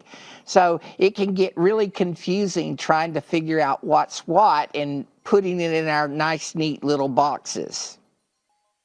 I feel that so much. I feel like that's the essence of it. Probably a while ago, we used to think, okay, there were these objects called asteroids that occupy certain orbits, and then these completely separate objects that are comets, and ne'er the two shall encounter, ne'er the two between. But it turns out now, I think it's safe to say there is a spectrum between comets and asteroids, where asteroids would be things that are more rocky or metallic dominated, and the comets being things that have more volatiles, to use the term, ices, basically, kind of the dirty snowballs of the solar system. But there's everything in between. We've got things that are called active asteroids, as you mentioned, that look like they are normal asteroids from their orbital perspective, and yet they sprout tails like a comet. So that's really strange. And on the flip side, you have things that look completely asteroidal, meaning no sign whatsoever of cometary activity, but they have orbits that look like comets. So I feel like, to me, that means the solar system is a much more complicated place with a more kind of a graduated continuum of objects that range from the rocky asteroidal material to the more volatile-rich stuff that we would call comets. And there's sort of everything in between. I don't know. How do you feel? What do you think about that? Yeah, Mother Nature is just not very respectful of our categories. It would be nice if she was, but she's not. So it can get a bit confusing, certainly. You are, leading Neo Surveyor, and Neo Surveyor is in part, arose in part because NASA has a requirement from Congress, right, to save us from rocks of doom. So what is Neo Surveyor going to help us with as far as, our congressional mandate for NASA? What is it designed to look for? Yeah, I mean, so when I started this particular project, I thought, well, we know where all the asteroids are in the solar system. Surely we know, because, we're so advanced in technology, we can see galaxies at the furthest edge of the solar system, so surely we know where all the asteroids are. But it turns out that's not quite true. We know where a lot of the very largest asteroids are, and we know where some of the smaller asteroids are, but we actually don't know where the majority of them are. And that turns out to be a mandate from Congress, because I think at some point Congress recognized that it's in the public interest for us to just know what's out there. So the objective of this project is to fill out our understanding of the asteroids that are large enough to cause what I would call severe regional damage to the Earth, and make sure that we know where they are, what their orbits are like, can we track them into the future, and basically have secured them so that we know where these objects are likely to go and if they have any particular chance of having a close encounter with the Earth. That's the primary objective of the project. And how big an asteroid can cause regional damage on the Earth? Because, we had Chelyabinsk back in 2013. It was a 20-meter diameter asteroid, and it created a 500 kiloton explosion right above Chelyabinsk, Russia. So how big an asteroid causes regional, I keep wanting to say reasonable, but regional damage? Yeah, I mean, of course, it's a little bit of an estimate, admittedly.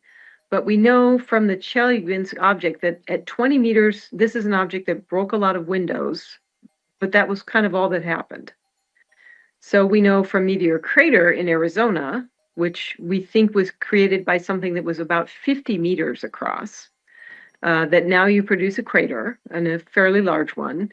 We know that's sort of the lower bound of what we really need to worry about. I would say, based on a lot of studies that have been done, about 100 plus meters, 100 to 200 meters is sort of the range where it's not a good day if that happens. We would really like to know where the majority of those objects are, and we want to be sure that they have no chance of impacting the Earth in the next century. And if I recall correctly, those studies basically showed that if a 100-meter asteroid enters the atmosphere, it would still be broken up by the atmosphere, provided it was stony. So you would only have pieces hitting the ground. It would not survive to the ground intact. Is that correct? Yeah, so basically we know from Chelyabinsk that object at 20 meters was largely reduced to rubble. In other words, tiny pieces. The largest fragment was, I want to say, about the size of, if I put my arms in a circle, that's about the biggest fragment that made it from the 20-meter Chelyabinsk object. That was recovered by divers who went into a lake and were able to pull up the largest piece. So we know that's about the biggest piece that would survive if something is 20 meters across. If it's about 100 meters or say 200 meters across, we know that a lot of it could make it to the ground intact. And that's something that we just don't want to happen. In other words, we want to have the opportunity to push such an object aside so that it does not impact the Earth. That's the objective. And when you think about all the asteroids you know of, is there any one of them that keeps you awake at night that you would like to know more about? Honestly, I have to say it's the ones I don't know about today. Mm-hmm. Those are the ones that keep me up. In other words, the current program has done a very good job of tracking about, I would say, 40-ish% of the near-Earth asteroids, not near-Earth objects, but near-Earth asteroids that are larger than the sort of 140-meter threshold, or sort of big enough to cause a lot of ground damage. We know of about 40% of those roughly today, but we don't know of the roughly 60-ish% or so that remain to be found. So those are the ones that I worry about, because those are the ones we want to find so that we can kind of say for sure whether they have any chance of impacting the Earth or not.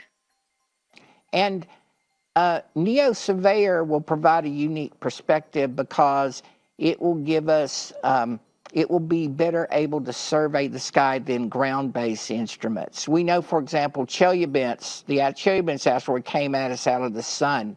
How close can NEO Surveyor observe to the sun? Because that's kind of our blind spot, isn't it? Yeah, that's a difficulty with telescopes on the ground. All of us on the ground who are observing have one big fundamental thing, which is the sun. In other words, the sky is bright during the day. This makes it challenging, although not completely impossible, but challenging to use astronomical telescopes to look at the sky during the daytime, or even at twilight or at dawn. The sky is just very bright because we have an atmosphere on Earth. So the idea with NEO Surveyor is to get away from the Earth, get off of the Earth to be in space, so there's no atmosphere to basically have to contend with, we intend to be able to rotate the telescope to look as close to about 45 degrees from the sun.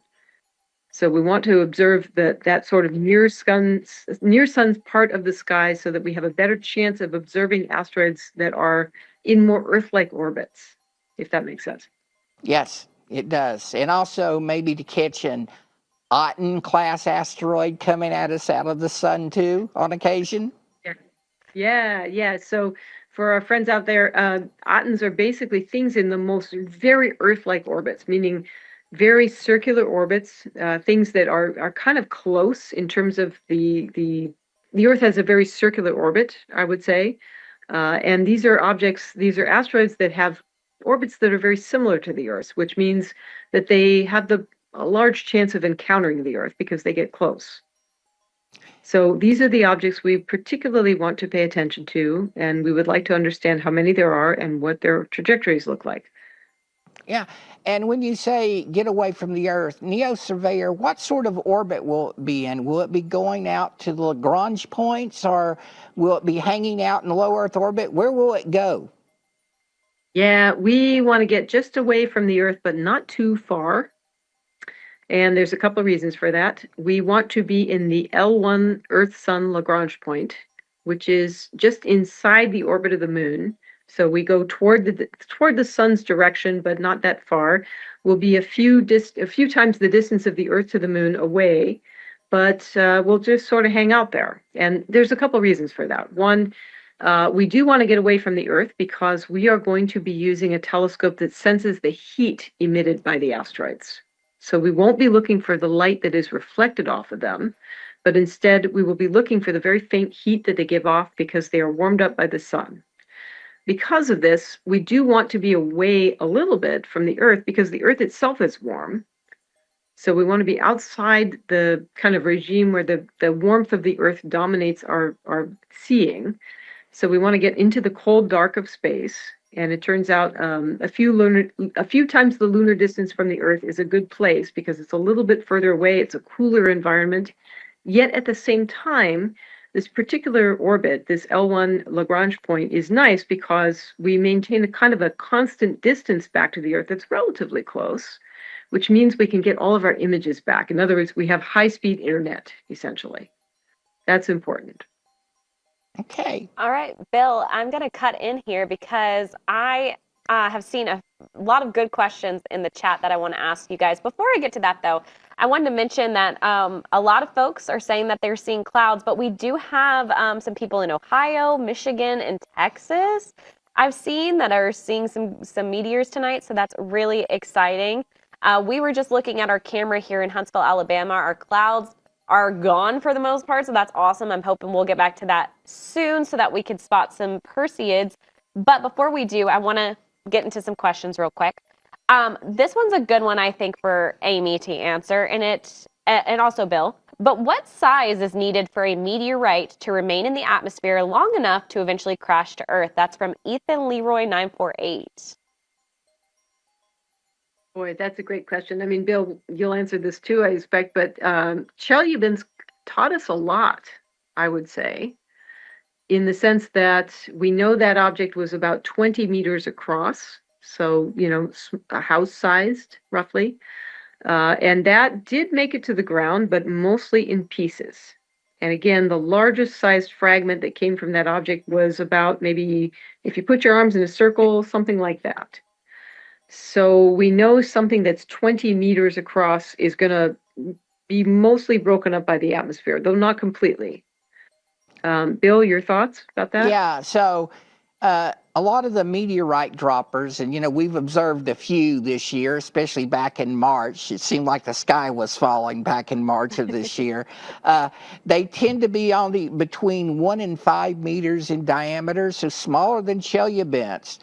But they don't produce a lot of meteorites on the ground, right? Chelyabinsk was, like you say, 20 meters across. There was a big meteorite field, a strewn field, and there were lots of meteorites.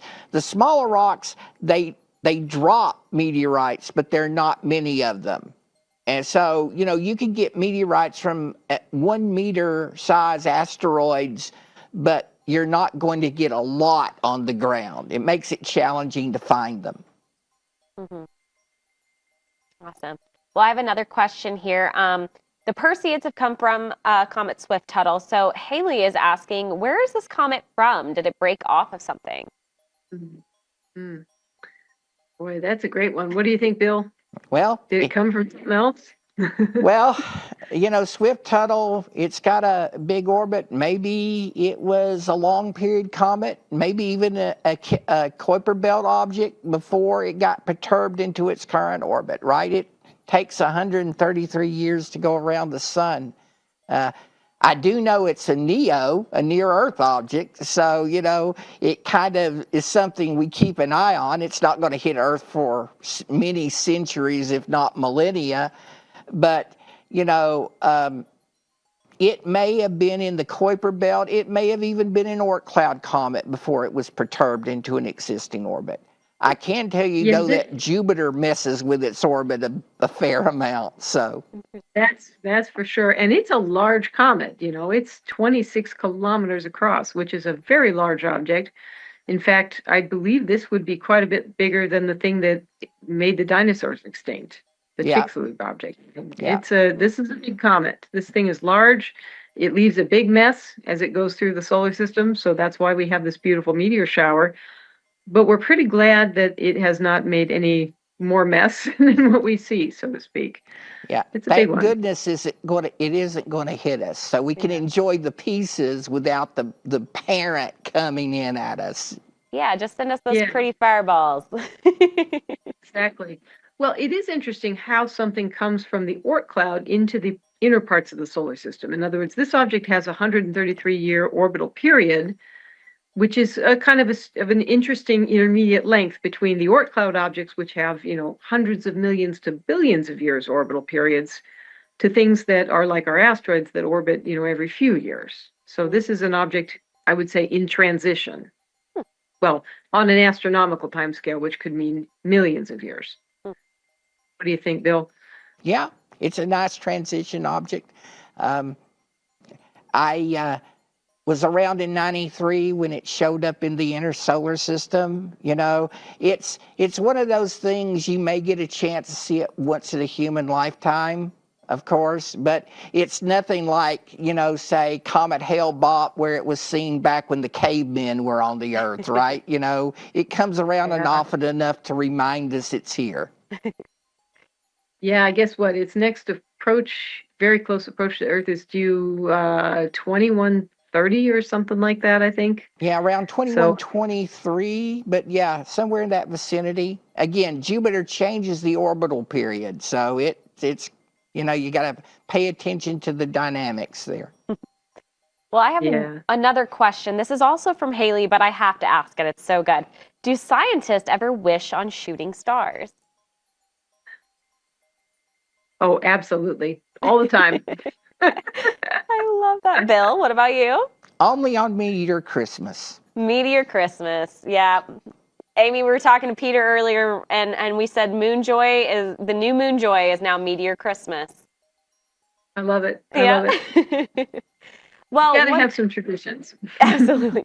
One of our team members from the MEO has been behind the scenes watching the meteor cameras that we have across our all-sky network. We've obviously been looking at live views from Huntsville, Alabama camera, but we have grabbed some imagery from some of our other cameras. I want to pull a few of those up now so we can show you guys. Oh. Yeah, these are quick. Yeah, these are Perseids, and they're from that's from the camera in Tennessee, Tullahoma, and that's from a camera in North Carolina, and this is from a camera in North Georgia. These are all meteors tonight, and by their speeds, they're all Perseids. Mm. And Danielle, who's behind the scenes, said the one in Tullahoma is confirmed to be a Perseid. Mm-hmm. Mm-hmm. We caught that in multiple cameras, so she's already got a trajectory and a speed on it. Awesome. Chat. Phil, how big do you reckon these are? Would you say? These are about magnitude -1, -2, so they're probably a few millimeters in diameter. Wow. It's quite amazing if you think about it. Something a few millimeters in diameter. Yeah, but can it's make plowed that into the light. atmosphere at 132,000 miles an hour. Well, the chat is sending a lot of hearts. If you guys are excited for Meteor Christmas, you should drop like a Christmas tree emoji in the chat. Let us know. This is what Meteor Christmas is all about.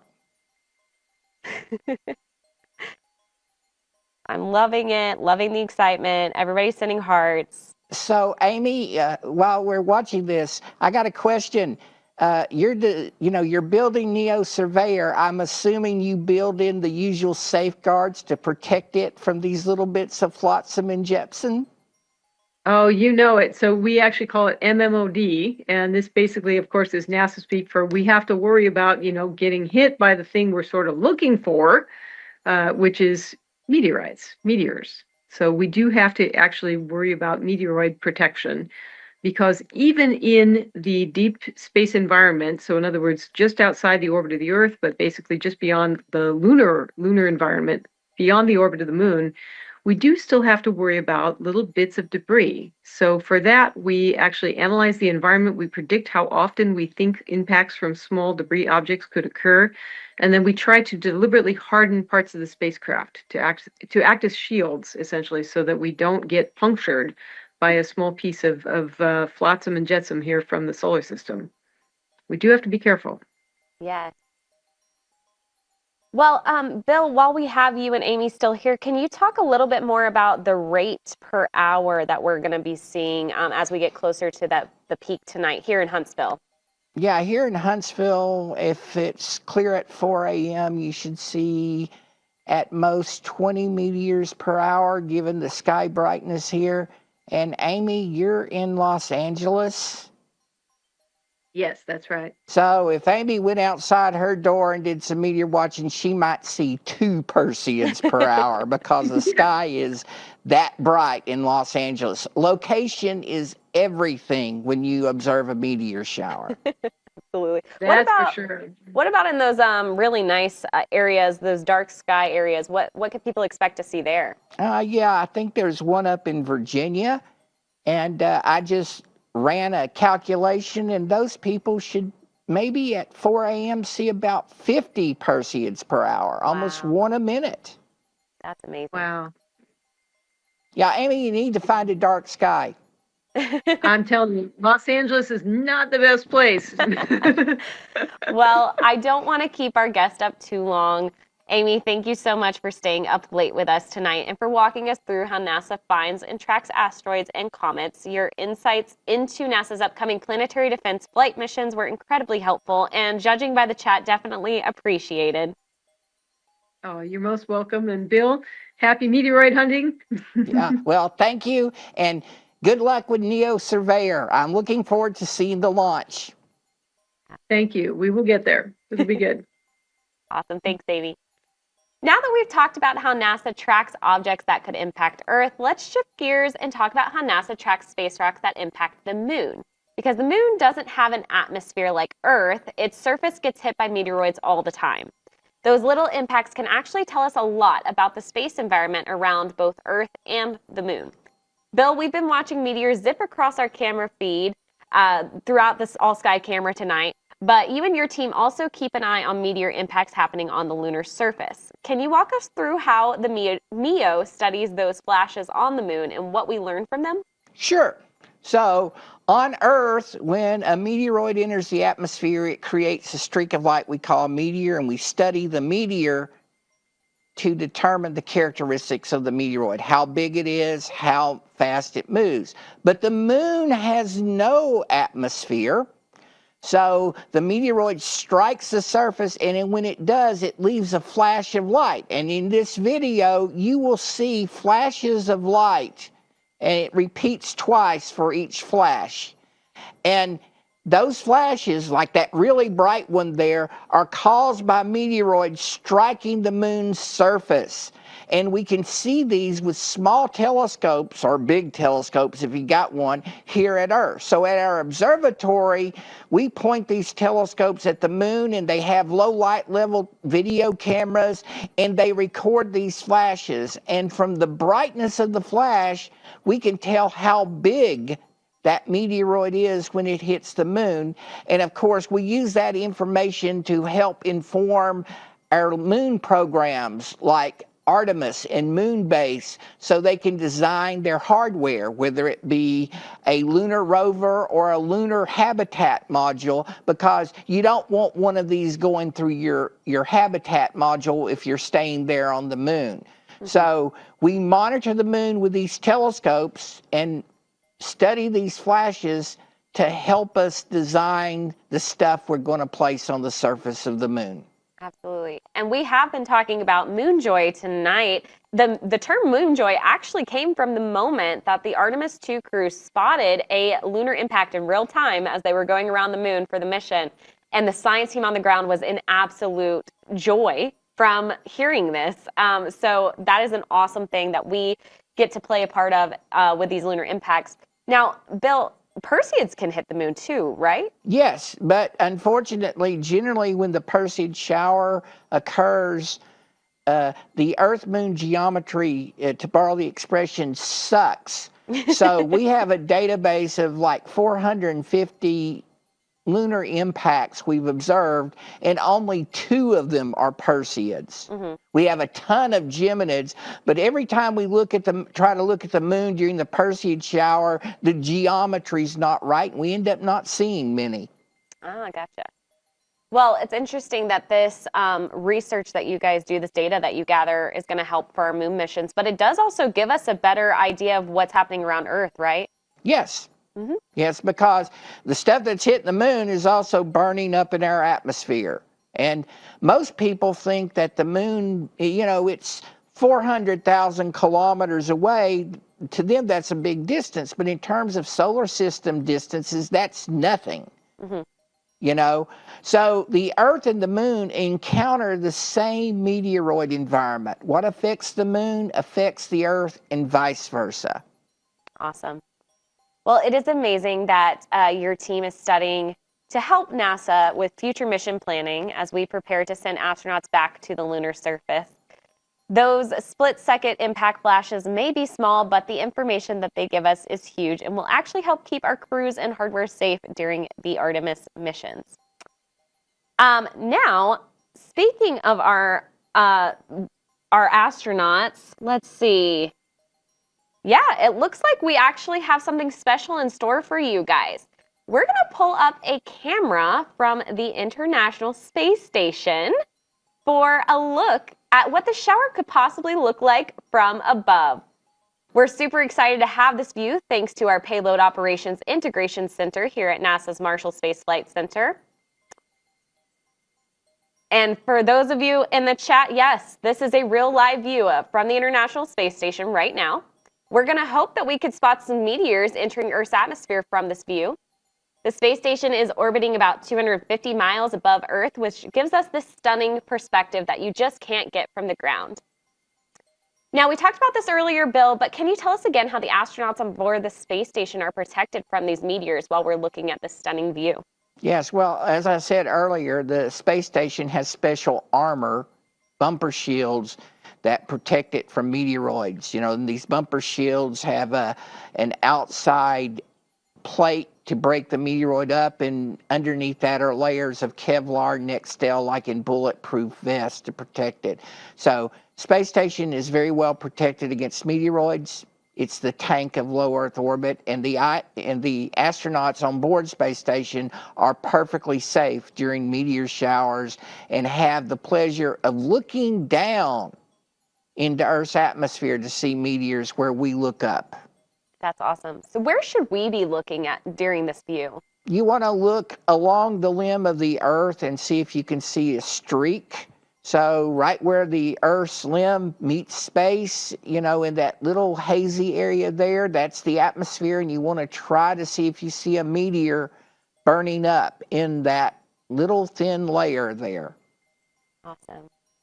While we enjoy this stunning view, I have to give another shout out to our Payload Operations Integration Center at Marshall for getting us connected to this camera feed for the night. This is really awesome that they did this. That team works 24/7, 365 days a year supporting the science that is done on board the orbiting laboratory. And tonight they are the ones helping us try and catch meteors from this view. So big thank you to their team, and of course the team at NASA's Johnson Space Center's Mission Control as well. Let's just take a few minutes to enjoy this view one last time. We're going to make this full screen. We're going to keep it full screen, but let us know if you spot any meteors in the chat. From this angle, they could be a little bit more faint, and go by even faster, so make sure you keep your eyes peeled for it. Bill and I will be back here shortly to talk about what we saw.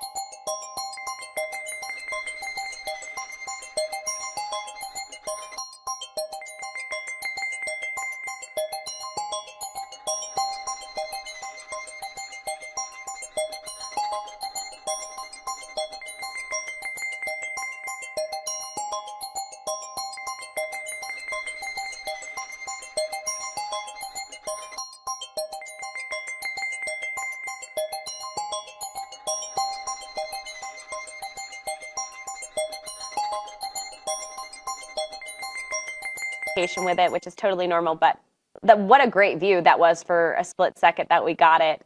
Thank you again to our team here at NASA's Marshall Space Flight Center that helped us get that view. Speaking of right here at NASA's Marshall Space Flight Center, we have been watching our meteor camera here in Huntsville, Alabama at our observatory for a little bit, and I am excited to announce that we got a really good meteor that we're showing now from our meteor camera. Oh, that's a beautiful... That is a nice one. Yeah, that's a beautiful Perseid. Oh, wow. Would that be considered a fireball, Bill? Yes, that is right enough to be a fireball. On the low end of a fireball, but it's a fireball. That is amazing.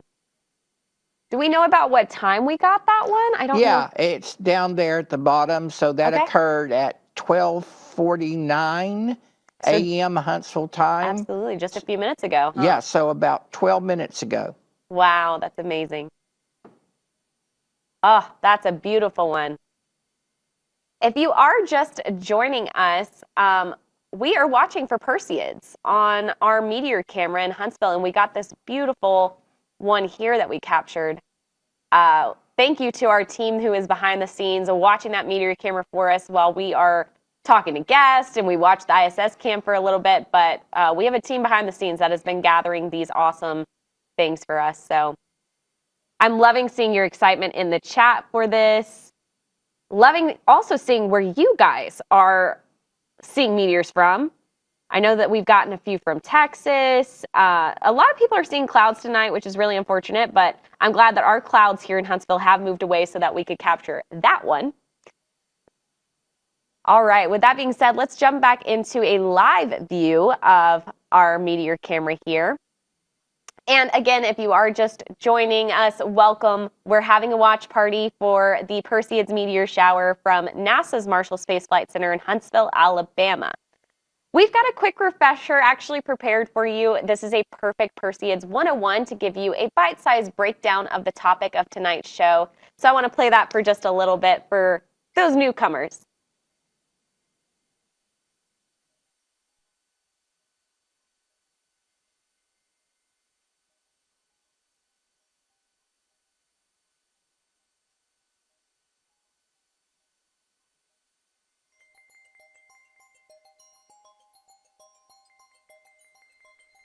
Perseids travel at about 133,000 miles per hour, 214,000 kilometers, which is faster than a bolt of lightning.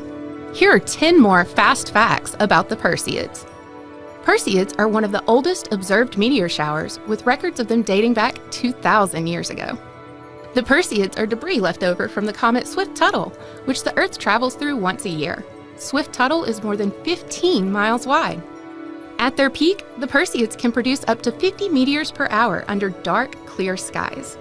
The shower is called the Perseids because from a skywatcher's perspective, the meteors appear to radiate from the constellation Perseus. The Perseids are active for about 6 weeks, from mid-July through late August, and the peak happens when Earth hits the densest part of the debris stream. The Perseids are one of the most photographed meteor showers, thanks to their brightness, frequency, and timing during warm summer nights. Each meteor you see is a bit of comet dust that's been traveling through space for hundreds or even thousands of years before hitting our atmosphere.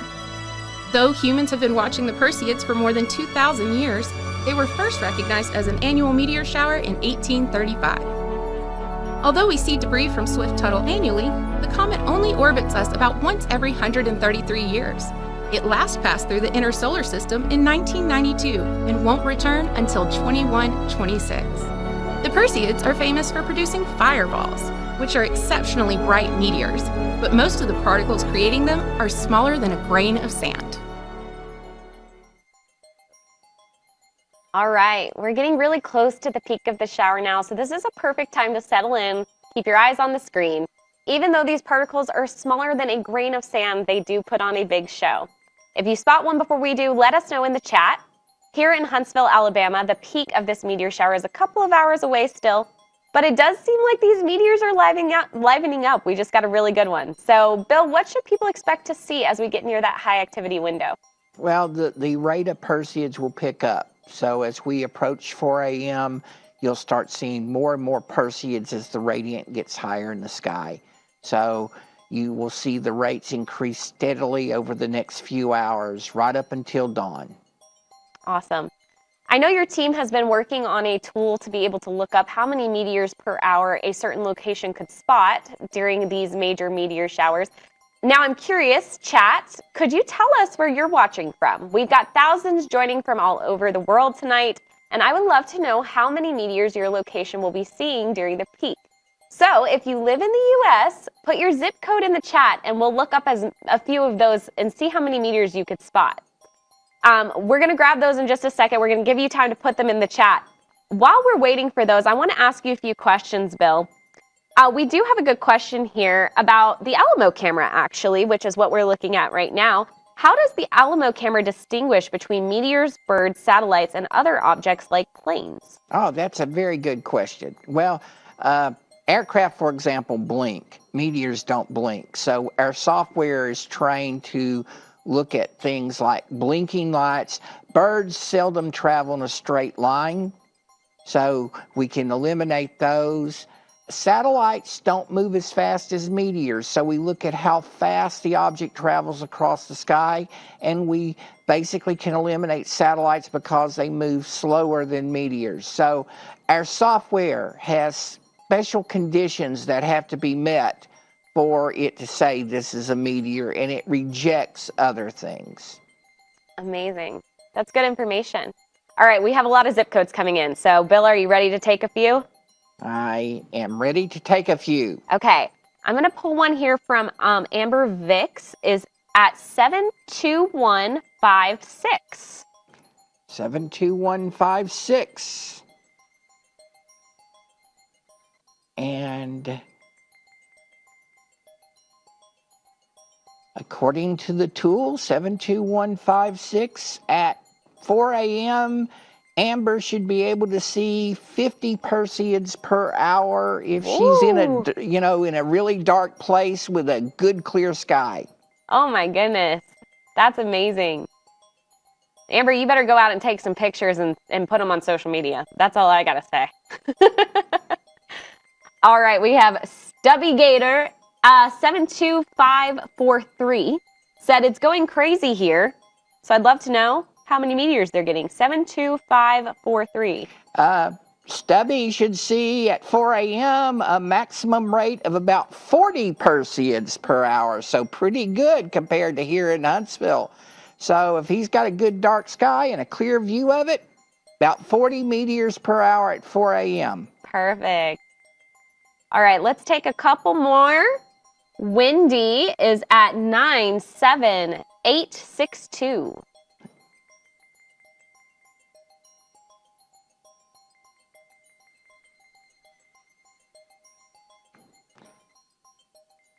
$97862. It would help if I did not make a typo. Yep, 97862. No, Wendy's in a really dark sky. She can see up to 52 Perseids per hour. Wow. Yeah, at 4 a.m. That's awesome. All right, okay, let's take one more. I'm loving this. Okay. All right. Okay. Rowan, 18252.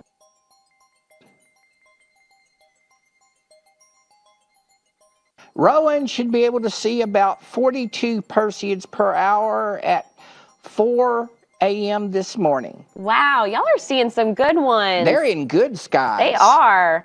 All right, we've seen a lot of people at Sky Meadows State Park. I've seen this a lot.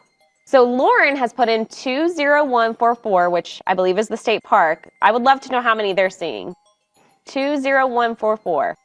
At 4 a.m., they will see 50 Perseids per hour. Okay, perfect. As many as Amber. All right. That was a fun little activity. I love that. This is such a cool tool for us to use. So thanks, Bill, for looking those up. As we get closer to the end of our show, I'd love to take a few more viewer questions. So make sure to put those in the chat. While we wait for those questions to come in, I do have a more personal one for you, Bill. What has been your favorite part of tonight? Oh,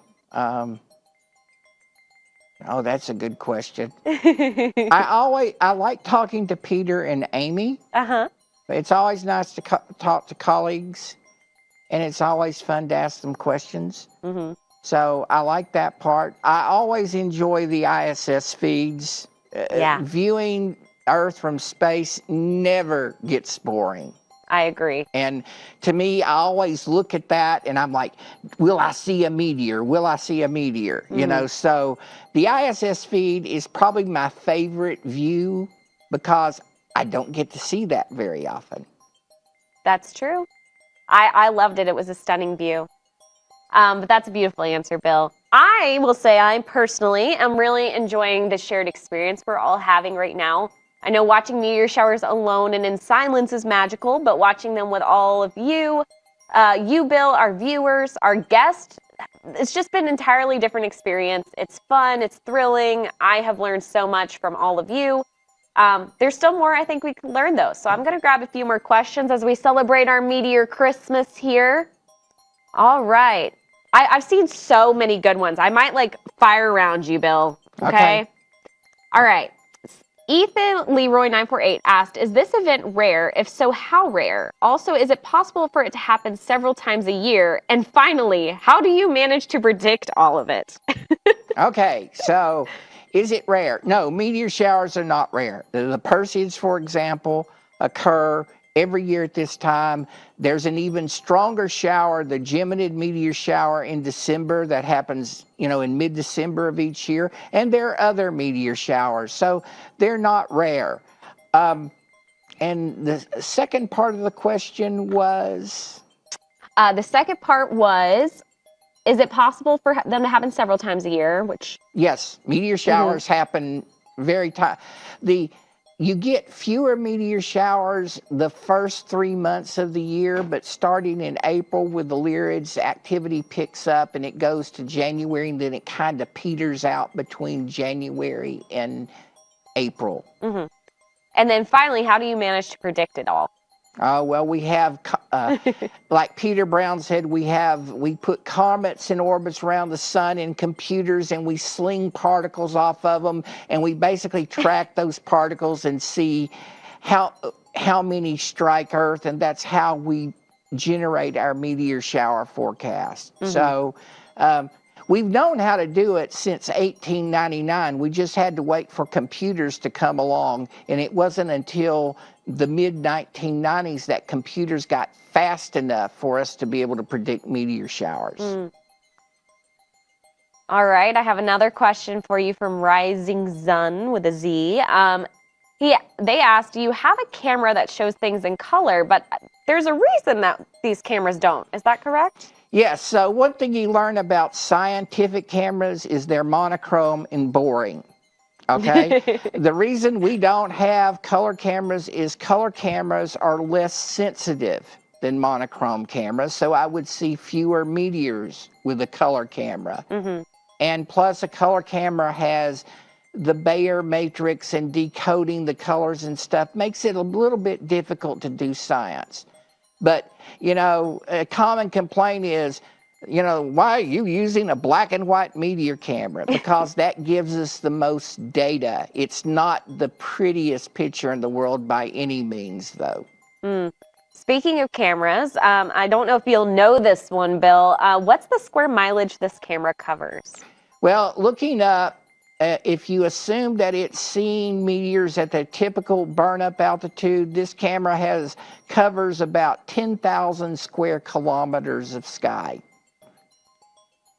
So it turns out I do know the answer to that question. Nice.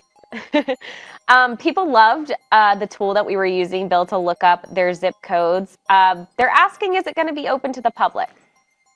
It's in very beta phases right now. It's, we verified the calculations, but we got to pretty it up. But we hope maybe in a couple of months, maybe 3 months down the road, that it will be available on a NASA website for the public to use. Yes, that is the goal here. So people can punch in their zip code for a given meteor shower and know how many meteors they can expect to see at night. And it takes into account things like the brightness of the moon, if it's up, and how bright the sky is in that zip code. I love that. I can't wait to use it myself, maybe for the Geminids, which are in December, I believe.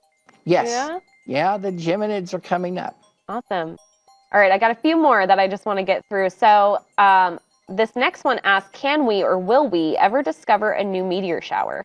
We discover new meteor showers all the time, but they're generally so weak in terms of number of meteors you wouldn't know they're there. We have camera networks, and they're finding new meteor showers, but the rates are like 1 meteor per hour or less. So you would never know they were there. They would be lost against the background meteors. But with our meteor cameras, we can measure their speed and their orbits and their trajectories, and we can say, hey, these guys are related. So the answer to your question is we're finding new meteor showers all the time. As a matter of fact, the International Astronomical Union database of meteor showers has something like 1,000 meteor showers in it. Wow. That's awesome. I've also seen a few people ask, how old are these meteors? We talked a little bit about that with Peter, but could you touch on that again? Yeah, so in the case of the Perseids, they're at least 133 years old. Wow. So they're at least 133 years old, probably several hundred or a few thousand years old. Oh my goodness. That's crazy. All right, RedNat19 has asked, I've been watching the shower in Virginia and I've seen a few have a really bright flash with the trail remaining for a while. How come that happens? That's what we call a persistent train. So that bright flash you're seeing is the meteor breaking apart. And that trail that persists are those particles gradually fading out after the meteor breaks apart. So you're seeing the little pieces of that meteor fading out behind it because the main meteor broke apart. This question actually goes really well with that one. Do the colors of the trains indicate what they're made of, or does it depend on the air? It depends on the air and the composition. So you have, some meteors look green because they're ionizing oxygen up there. The Perseids, a lot of people say they look yellow because of sodium. And to me, Perseids look white. But I have terrible color perception, But I have seen green Geminids, though. I'm pretty good at spotting green. Yeah, I've heard the Geminids are easy to spot because of their green tails. That kind of also brings us into another question, also by Rising Sun with a Z. What are meteors made of? They're made of little bitty conglomerations of dust and ice held together by an organic glue. So meteors come from comets, which are, thought to be icy dirt balls, and they're pieces of that. So imagine bits of dust and ice held together, and these things are very fragile. A lot of meteors are about as strong as a pinch of snow. So the minute they hit the atmosphere, they start breaking apart. Oh, gotcha. All right, and then I'll ask you one more here. So Glenn has asked, do they always fall moving right to left? I'm assuming Glenn has seen them move right to left. Yes, no, they can move left to right. They generally fall towards the horizon, though. So they can come from any direction depending on how high the radiant is in the sky. Gotcha. Well, while we were taking some questions, Danielle with the MEO team has been in the control room grabbing a few of the best imagery from tonight. So let's pull a few of those up now and talk through them here. All right. Oh, that was a good one. That was a good one. Wow, Ohio's been seeing a lot, huh? Yeah, these are from Ohio. This is from Florida. The UCF campus again. Here's one from Embry-Riddle in Daytona, Florida. And this is from Tennessee, Tullahoma, Tennessee. Yeah. Another one from Ohio. We've seen a lot from Tennessee and Ohio tonight. Yeah. Florida, yeah. They had better skies than we did. Yeah, we got that good one. That was a really good one we got here in Huntsville. I think that was the brightest one we've seen tonight. I do too. Is there any way we could pull back up the Huntsville meteor? That one was captured here from our Marshall cameras. We might have to come back to that one later, but I loved that one so much. I think this is our live view, but I want to see if we can get that Huntsville one more time. It was so good, I just have to see it. No pressure on the people in the back room. I know I put pressure on them now. Actually, while they're getting that ready, this question that we just got actually does really tie in well. Why are some meteors brighter than others, Bill? And it's a function of speed and it's a function of size. Oh, yeah, that's so pretty. It's so good. It's great. I love it. So the faster a meteor moves, the brighter it is. Also, the bigger a meteor is, the brighter it is. That makes sense. So since the Perseids move at the same speed, if you see a faint Perseid compared to a brighter Perseid, the fainter Perseid is smaller than the brighter Perseid. Now, gotcha. A Geminid and a Perseid of the same brightness, the Geminid would have to be bigger because Geminids move slower than Perseids do. So to produce a meteor as bright as a Perseid, a Geminid has to be bigger than the Perseid. Awesome. Well, those were some beautiful shots, Danielle. Thank you for grabbing those for us. Now, before we wrap up, Bill, were there any moments from tonight that really stood out to you? Well, the ISS feed. Yeah? That was the one. And, I like that fireball very much. I did too. I'm going to be looking at its orbit and trajectory and its light curve and all sorts of nerdy things tomorrow. Awesome. I cannot wait. It looks like your team's going to have a lot of fun studying that one for sure. Yes. Well, I want to say the chat has just been lighting up with Christmas trees and hearts and, you know, really celebrating this meteor Christmas that we're having. But tonight is coming to an end. It has been an incredible night, and we unfortunately are going to have to say goodbye. So we've watched the sky from Huntsville, Alabama, right here at NASA's Marshall Space Flight Center. We've watched it from the International Space Station. We've answered your questions, and we have had some truly awesome conversations about the Perseids, meteors, lunar impacts, planetary defense, the whole cosmic neighborhood. Before we wrap up, I want to take a moment to thank our Perseids tour guide for the night, Bill Cook, lead of NASA's Meteoroid Environment Office here at Marshall. Bill, thank you so much for staying up late with us, sharing your expertise, and walking us through everything from fireballs to lunar impact flashes. Thank you, Alyssa. It was fun being here. A good way to spend Meteor Christmas, right? Absolutely.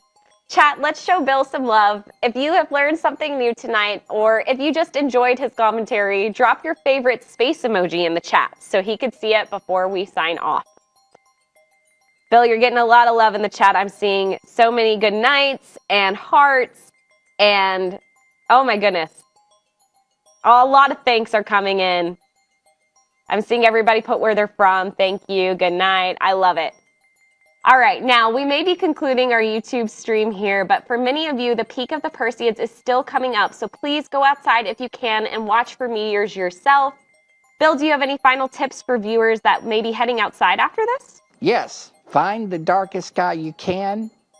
Take in as much sky as you can. Look straight up, and don't look at the cell phone. It ruins your night vision. Perfectly said. Even though the peak is happening right now, the Perseids will be visible through August 24th. So if you end up seeing something spectacular, feel free to share it on social media. We love seeing your sky watching moments. And seriously, thank you again, Bill. We're going to let you get some well-earned rest now. Thank you. Now, to everyone watching at home, whether you have been with us for the full show or you've just recently hopped on, thank you. You've made this a truly fun and interactive night. Every question, every sighting you shouted out, every emoji that you sent, it all made this feel like we were truly watching the skies together. On behalf of NASA and Marshall's Meteoroid Environment Office, our International Space Station support team, all of our guests tonight, and of course our amazing team behind the scenes, thank you for spending your night with us. If you want to keep up with future skywatching events, check out NASA's Watch the Skies blog to learn more. I'm Alyssa Lee. Thank you for having me as your host. Have a wonderful night or morning for most of you. Happy sky watching, and we'll see you next time. Good night, everybody.